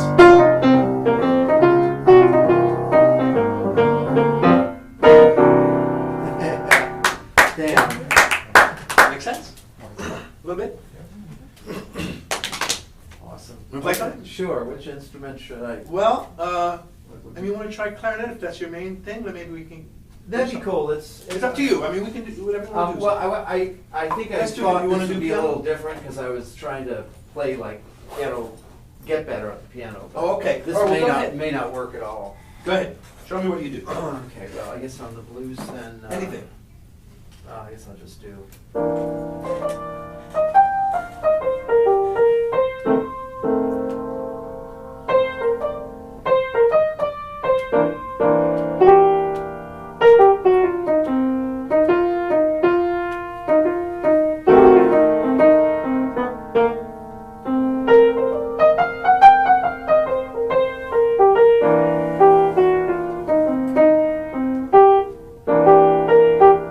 Okay. Good. Okay, ready? Yeah. First principle, pulse. Okay? Before you play, you want to have the pulse. Okay. Okay? Now watch. Let's do it this way. We're gonna, Oh. you're playing good. Oh, thank you. We're now gonna just, it's like a chiropractic adjustment. Good. Go like, and it's like, oh, okay. That'll be good. Okay, watch. So let's do the left hand alone first. If you're doing this kind of style of playing, your voicings are good. The left hand is primary, so we want to have the left hand in the pulse as the primary thing. All right. Okay, so we'll put the pulse nice and slow. 1, 2, left hand alone. 2, 3, 4. That's it. Right on the top, the whole, real simple, and we can get more complicated later. You know what I mean? Yeah. Now we want to set it. But why don't we go back to that F, other F voice? Yeah, there you go. That one? Okay, that was a mistake, but I like it. That's good. Okay. One of the greatest mistakes in history. Thank you. 1, 2, 3, 4.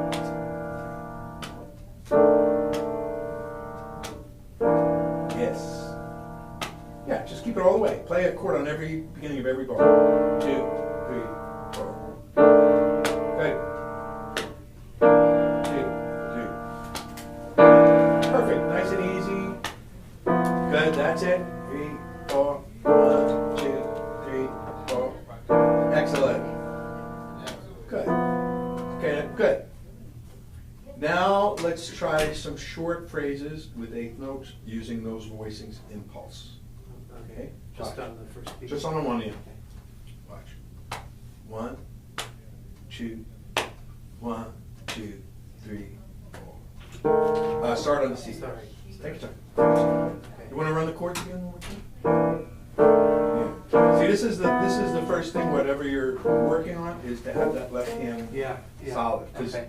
if there's any glitch in the left hand, Yeah. then that's gonna Okay, that's what the pulse. Yeah, immediately it's gonna be off, yeah. Okay. Okay, so usually you have somebody practice the left hand for a while, you know, just to kind of get it real tight, and then we add the right hand. Okay. Try it, let's try the other camera one more time. 2, 3, 4. 2, 3. 2, 3, 4. Good. That's it. Just feel the kind of real solid.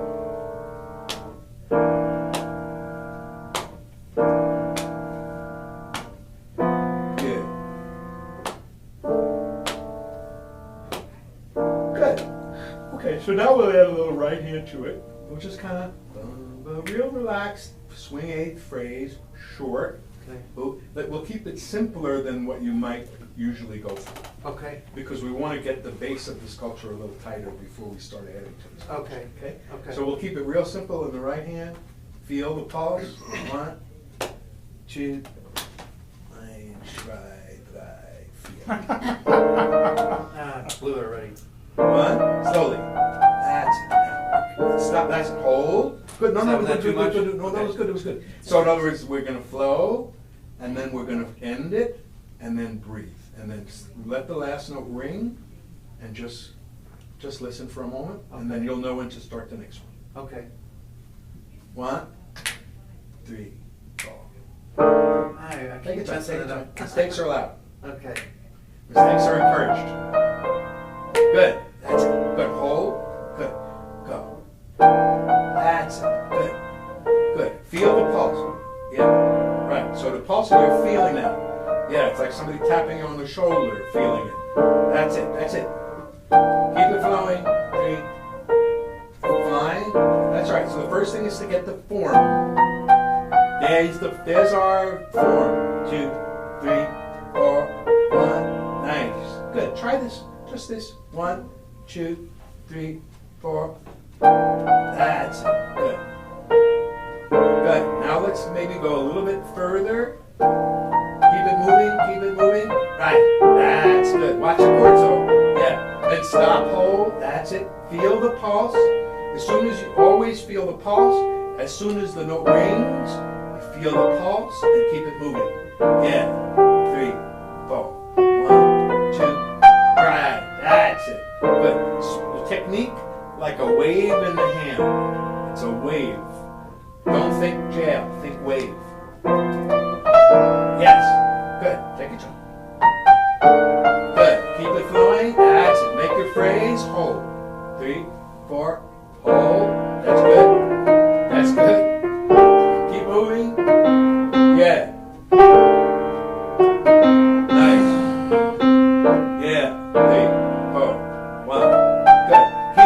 Keep the parameters. So we get the flow. That's it. That's it. That's it. That's good. Nice and easy. Let's throw a little bit longer phrases, a little longer, like 2 to 4. Take your time. Okay, hang on a second. How's this feel? Pretty good. Pretty good. Takes a That's while. A little stiff maybe, but It that's takes a good. while, you know. I'm trying to follow. Yeah, it takes a while. I mean, this is the first minute you're hearing about this, so, you know, take some practice, but I think it'll work for you. Okay, just try just a little bit longer phrases, like 2 to 4. Okay. Somebody like 1, 2, 1, 2, 3, 4. That's good. And then end your phrase, hold. Good. Good. So the left hand and the pulse are glued together. So you're feeling that. You're staying with the left hand. The left hand is solid, the right hand is free. The right hand is dancing around, the left hand is feet on the floor. You know what I mean? Good. Good. Yeah. There you go. Perfect. Take your time. Let's start another chorus. 2, 3, 4, 1, 2. That's it. Keep it flowing. Feel the pulse and then the flow. 2 things you always want to feel. The pulse and then the 8th note flow. There you go. Now you got it. Good. Stay with it. Good. Let it ring. Now you start again. 4. Good. Good. Keep it flowing. Don't stop feeling the flow. Even if you pause on a note, get right back into the flow. Right. Right. Yeah. 2, 3, 4. Good. Take a roll. That felt really good. Messed up on the left-handed. That felt really good? Yeah, thank you. Now, Thank let you. me play for you a little bit. Sure, please. Okay, that was good. Did you feel it click a little bit? Oh, thank you. Yeah, there's a little bit of a You feel click, it? there's a click to it, you know what I mean? Like you have these concepts, Mhm. and then it's like that slot machine, bing, bing, bing, click, and it kind of clicks. That's what we want, okay? So just at this level, like this, watch.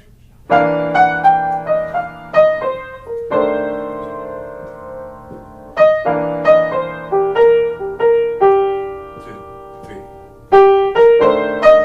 See, I have my pulse, you feeling it, right? And I have my structure here, everything is real tight. The right hand dances around it. With the swinging.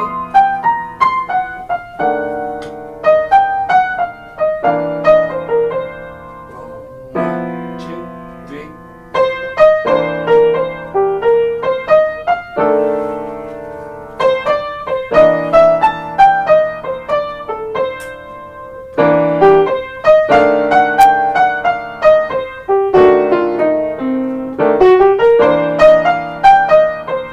One, two, three. Change the notes a little.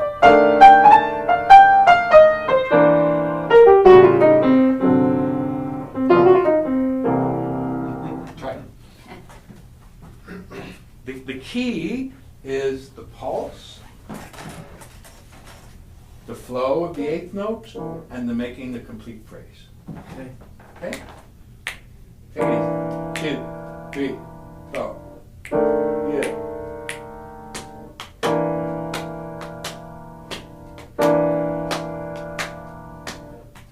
Yeah. Perfect. Take your time. Go all the way through. Take your time. You can feel how it starts to get more and more solid as you do it. Yeah. Good. Nice and easy. Nice. That's it. Good. Feel the pulse. Right. Left hand on the 1, 2, 3, 4. 1. That's it. Fine. Fine. That's good. Right back to the 8. That's it. Now you get it. Now you're on the train. Yeah. Now you got it. 1, 2, 3, 4. Nice. Nice. Good. Keep it moving. Keep the wind blowing. That's it. Keep the flow. There you go. That's good. Rest. Good. Yeah. Keep it flowing. That sounds great. Come to the end of your phrase. Take a breath. And wait. Just let the ring out. That's beautiful. Yeah, man. Keep it going. That's it. Yeah. There you go. Keep going. 1, 2, 3. Try again. Sounds great. That sounded great, man. That sounded good. Keep it flowing. 2, 3. Yeah.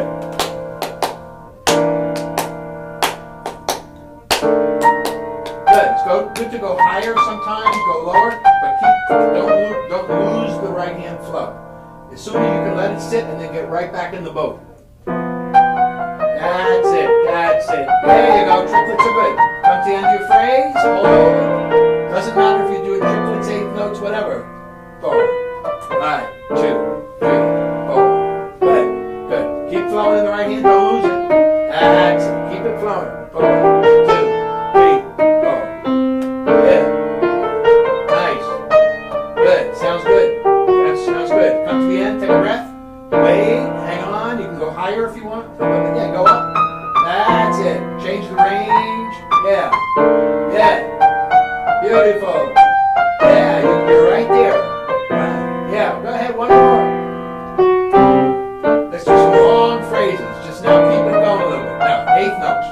Just stay on the train. Stay on the train. Stay on the train. Stay on the train. Yeah. Now we come to an end. Take a breath. Good.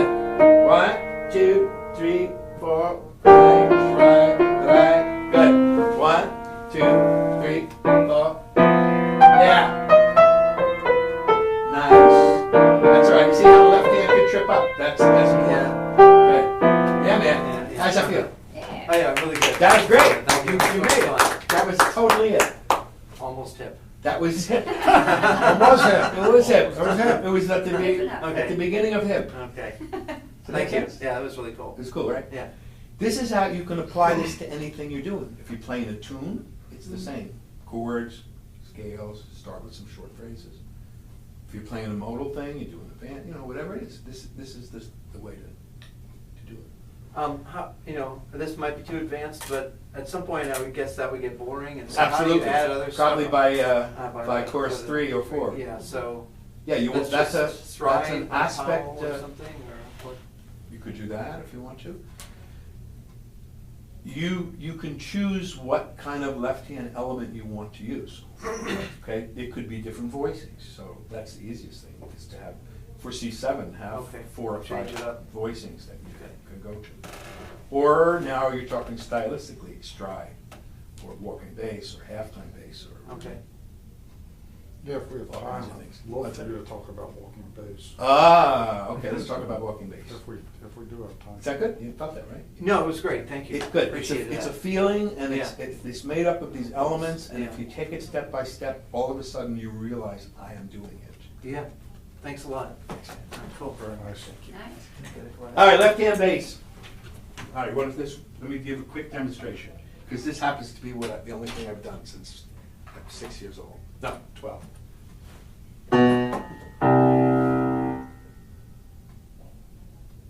I'm thinking of a tune to choose. I don't want to choose one, I always choose.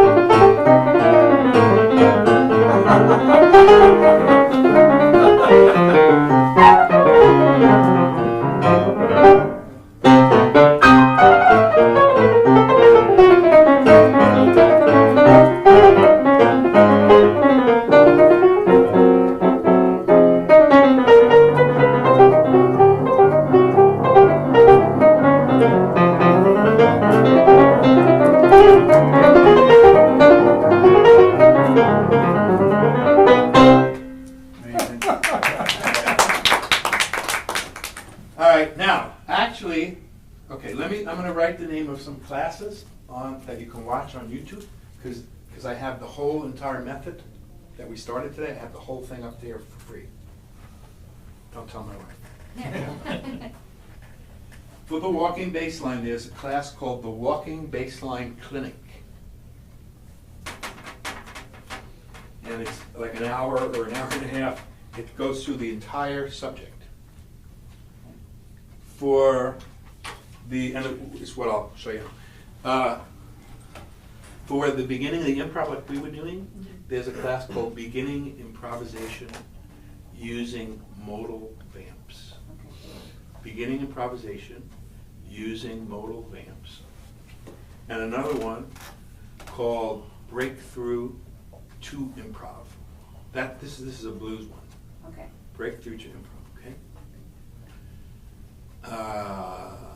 And then there's, for jazz, there's a 4-part series called Beginning Jazz Improvisation Parts 1 through 4. And it gives you the whole smear. Okay, so I mean, you can really study them whenever you want. Okay, so walking bass line. Walking bass line is a quarter note melody that intersects the chord changes at the root of the chord. Okay? So the first step of walking bass line is to write some. Okay, write them. As is often the case with improvisation, the thing about improvising is that you're doing it in the moment. if you start by taking the thing that it is that you want to improvise and compose with it, then you'll be able to think about it. You can be able to linger on it, tweak it. And then as you write some, the improvisation follows that. That can be true of everything that we do. Okay, but baseline is really true. So let's say, all right. So I'll just take the blues. So,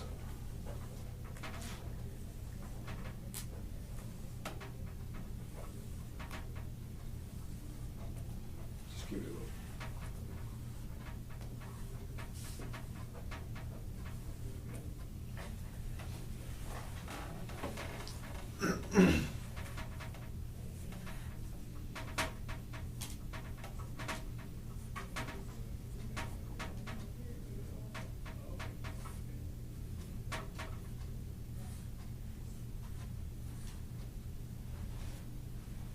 Okay. So the definition of a walking bass line is it's just a melody, quarter note, basically quarter note. You change it as you go later, but basically quarter note. It intersects the chord changes at the root of the change. So if I'm on C7, C. When I hit the C7, I'm on a C. For now, beginning. So the first thing you do if you want to learn how to do walking bass lines is just write roots in. Okay? So now watch. I can either choose to go up to F or down to F. It's one of the basic choices, right? Let's say I'll go up to F. Let's say I go down to C here.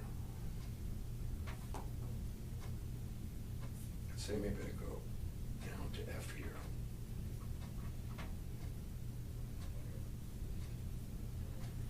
Okay. So step one of bass line is to compose one and write the root at the point of the chord change. Make sense? One. On one. Mm-hmm. Okay. Step two is to write an approach note to the root on beat 4. Okay? Okay, now, we can refine this once you do it a little bit. But let's say here's an approach note is generally either a whole step or a half step. It could be in either direction. In other words, I can start up to a G and go down to an F, or I can hit an F sharp here and go to an F, or just have an E to an F or an E flat. It's generally a half step or one step. It could be from any direction, and your ear tells you that. Okay? So I'm going to write an approach note to each root. Step 2. Okay, now here, I have to go down here, so this changes it. I have to bring this as an approach note, because I'm going down here. Right? So this time I have a C, and I'm going down to an F. Mm-hmm. So this could be an approach note for that, let's say. 5. Yeah, so I'm going to see it's close to here. Good. Right? So let's say I'll put this as an approach note here, this as an approach note here, and this as an approach note here. Okay. Now, just by itself, it's like this. 1, 2, 3, 4. 1, 2, 3, 4. 1, 2, 3, 4. 1, 2, 3, 4. 1, 2, 3, 4. 1, 2, 3, 4. 1, 2, 3, 4. Then we didn't go to G. Does this make sense? Yeah. Now, the other two notes you can figure out by ear. They're generally going to be steps, although you can use a little leaps here and there. Walking bass line is about 80% steps, 75-80%, and maybe 20-25%. Some leaping thirds or fifths or something like that. So I'm going to figure out the other by ear. Watch. So I have two notes here, and I'm using mostly steps. And the final answer is what makes the best melody. It's just a melody, but it has particular characteristics of the approach note, the note on the root of the chord, and the ear choosing the note in the middle. Okay? So watch.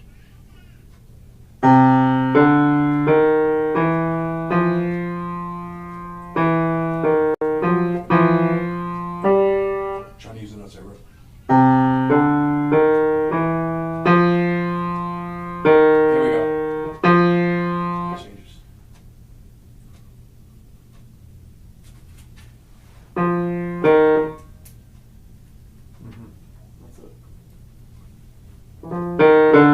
That's a D flat now? Yeah. Approach note? Right, so it's like this. Here's my approach note, here's my root, steps in the middle, there's my next root. Maybe I'll go like this.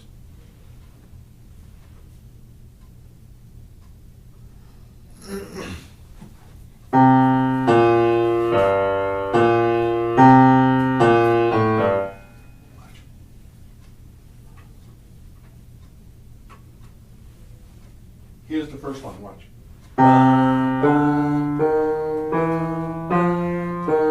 It has to sound melodic to my ear, but I have the root on the first note, an approach note on the last note of the measure, so here's like a whole step approach to a C. You got that? It's actually, it should be a my handwriting is terrible. Now watch. So I go to my G, hit my F right on the nose, quarter notes, C right on the nose.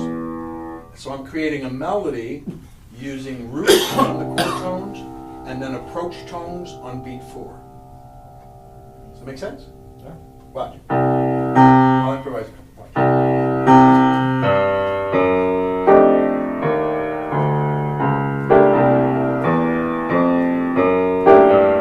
See, it's mostly steps, roots on the first beat, root, occasional leap, root here, mostly steps.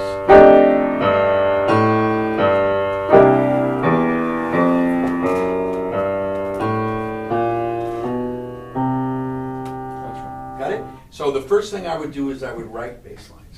You can start with like a blues and write a blues. Then I would just take a tune and do the same thing with a tune. It's the same. Right. So if I'm improvising a bass line on anything, Green Dolphin Street, be like. Here's my D root. Now I'm approaching the next root, G. It all kind of works, simple melody. There's my root, approach, root, approach, root. Root, approach, root, approach, root. It's gotta help your ear. What's that? It's gotta help your ear. Yeah, it's Because interesting. it helps your ear. Oh yeah, yeah. Your ear has to. Interesting. Your ear has to decide whether it's a half step or a whole step. Right. There's no mathematics about it. No. But if you start, the thing about bass lines is But that you start hearing that. You more. start hearing. You start hearing. exactly. Yeah. Like bass line is like a path through the forest that's already cut, Right. and sometimes there's a little brush over it. You have to sweep it out of the way, but then you see the path, Yeah. and it's like, oh yeah. Yeah, I'm just so awkward on the bass, but this is great. Okay, this is a good way to start. This is the beginning of this class, and then it goes on for Yeah. an hour. Yeah, it's great.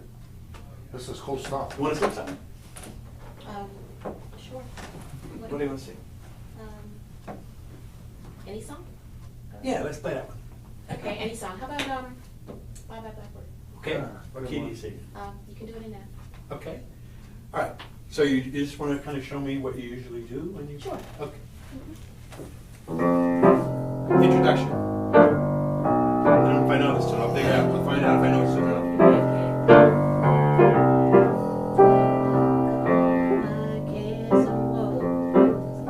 Here I go, Yeah. singing low. Bye, bye, blackbird. Where somebody waits for me, sugar sweet and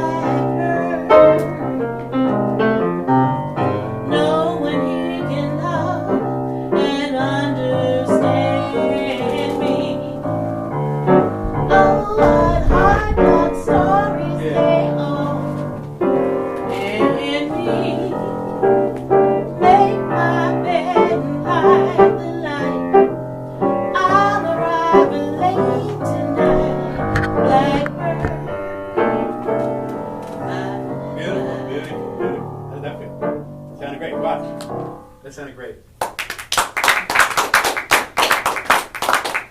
What we want to do is we want to add some eighth notes to this. Okay. So instead of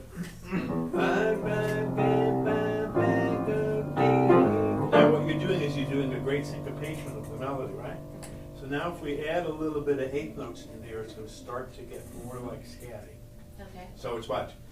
Boo boo da ga do boo bee goo goo, swinging low, ba dee ga da, ska ba boo da, ba boo boo tiki blackbird. Sun and swings from me, ba boo dee ga da. You can almost think of Louis in the back of my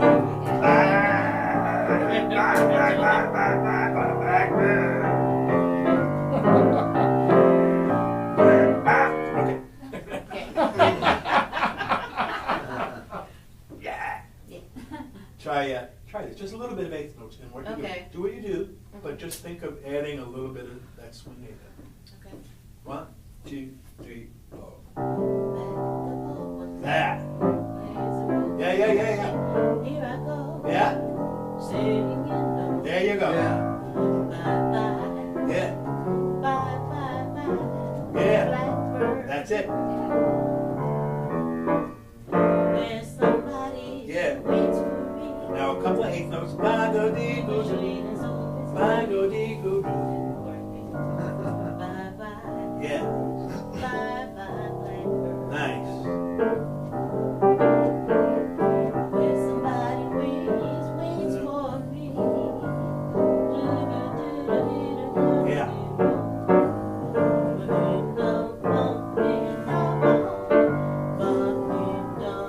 Very nice.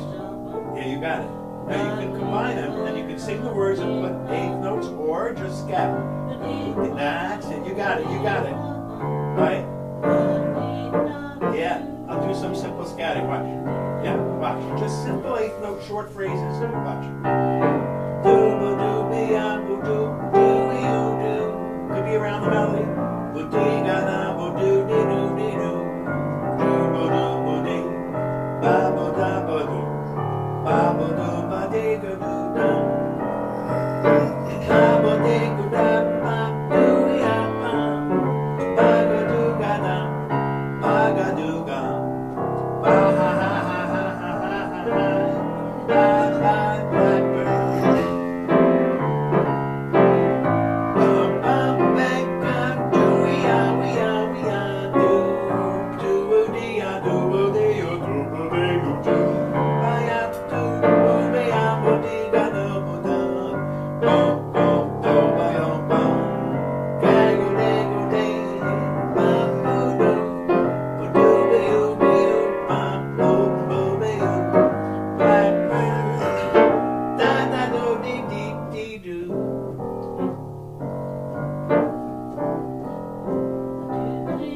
Yeah, that's it.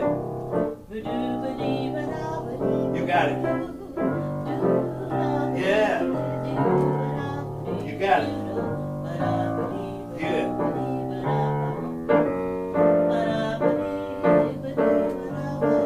Yeah. Perfect. Yeah. Yeah. You are officially scat singing.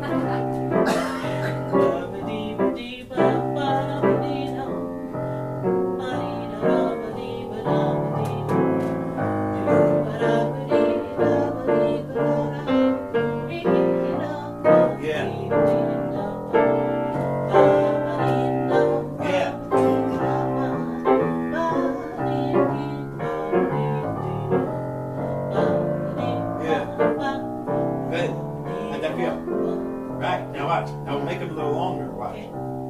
Doo-boo doo-boo dee ah doo-boo dee goo dee goo dee goo dum boo dee goo dee goo dum doo dum. Dee goo dum boo dee goo da ga dee goo dee ga ya boo doo ga dee ga ya boo doo. Dee goo dee. Now we go back to shorter. Bum bum boom. Bum bum boom. Bum bum bum doo da doo dum ba doo ga dee doo da doo da doo da doo da doo da doo da doo. Maybe I'll do a couple of short ones.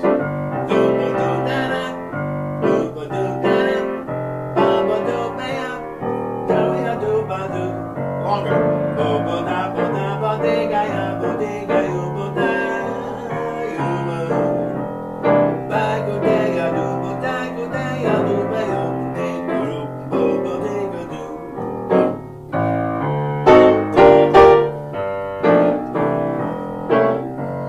Right. Costs nothing. Ah. You know how to do this. Yeah. You know how to do this. Just do it now. Yes. Yes. Good. You can actually think of an instrument in your head like a trumpet or a trombone. That's better. You just change the tone. See? Yeah. Oh yeah. Oh yeah. That's it. Perfect. You got it.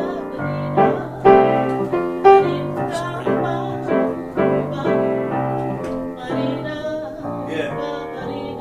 Nice. Yes.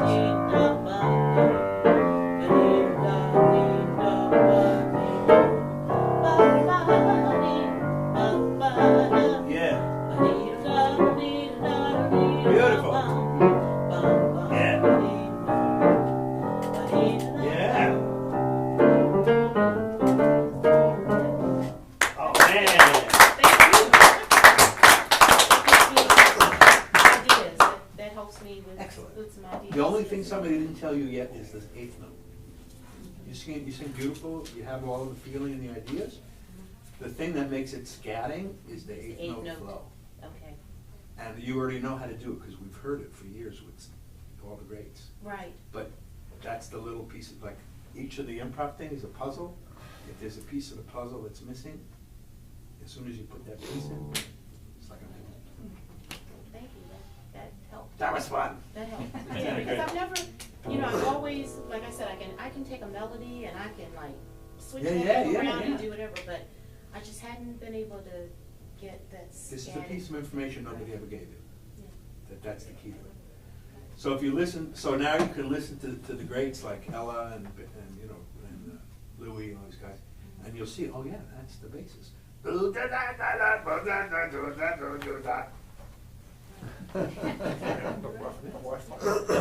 Yeah, Nancy, it's, Was she with Tom? Thank you. it's a, Yeah, let's see, You got it. Yeah, thank you. Xfinity. I think I'm a little spent. Busy weekend. You did great. What's that? This was great. Was it fun? Have a good Really? time today? Oh, you were Yeah. wonderful. Yeah, really good. Enjoyed it. I'm so glad to meet you all. I really want to come out and do this and meet people, and I've been in New York. Where are you coming from? I live in New York, in the Oh. middle, and I do all of my teaching on Skype in my studio, but I don't know, maybe it's my advancing age or something. I wanted to start coming back on the road and meeting Oh, that's people. nice. Glad you did. Yeah. So this is a lot of fun. And Phil provided this incredible space for us Right. this weekend. So Okay. if you want to reach me for any reason at all, Yeah, one thing. just I'll give you my email. So you can just send me an email. Wonderful. If any of this kind of sparked anything, or you have any questions about it, This was beautiful. thank you so much. Thank you for being Yeah. here. I appreciate it. Yeah, in addition to being a wonderful musician, you're a wonderful educator. Wow. Well, I'll tell my wife how you feel about me as soon as I get home. Oh, That's the just so first thing. everybody knows, we're gonna take a bus trip to his place next Saturday. Breakfast, bagels. I'm gonna crash it. Hi, wife. Henry said I was a great educator as well as a great player. We're all here. Take out the garbage anyway. If you want to, Yeah, we're still married. You're still married. Watch. D. Frank. Jazz. At AOL. If anybody's up in New York and just wants to come say hi, there's like a restaurant. Every other storefront is a restaurant right on my street. It's a wonderful place to be. And Where are you in Manhattan? yeah, 52nd Street between 2nd and 3rd. Turtle Bay. Turtle Bay. Turtle Bay. There are no turtles. This is the website where you can find 43 master classes. Wow. All of which are excellent. All of I've ours watched are them. in depth. Oh, just Everything from Bill Evans to Oscar Peterson to wonderful. Charlie Parker, Eric Dolphy, Grateful Dead, I have one.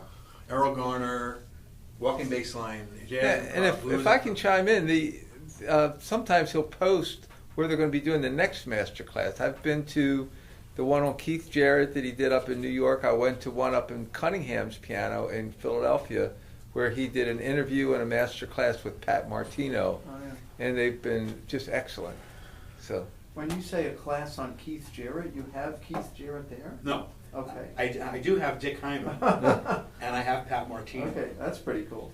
Keith Garrett, I would definitely not ask to come and do something like this. But you do it about his style? About or- his style. Okay, cool. I look at what we call the stylistic elements. So I play something, Okay. and then I just pick it apart and see Cool. it. Wow, Yeah, there's 43 now. that's great. Wow. So have fun, Thank you so much. Thank you. and thank you so much for coming. No, And it's- let's stay in touch. You know, if you want to, if you'd like to have an email list and all that kind of jazz, if you want to just be on that, you can leave. Why don't yeah, if you Phil? leave your emails in, and And I'll I can see just, that you know, Dave just, gets you know, them, and we'll. So, say hello. All right. Thank you very much. Yeah, Thank you. That sounded great. Thank you, I really enjoyed that. Thank you so much. Kind of gives me some Yeah, ideas. the and- key is that you have it already. Yes.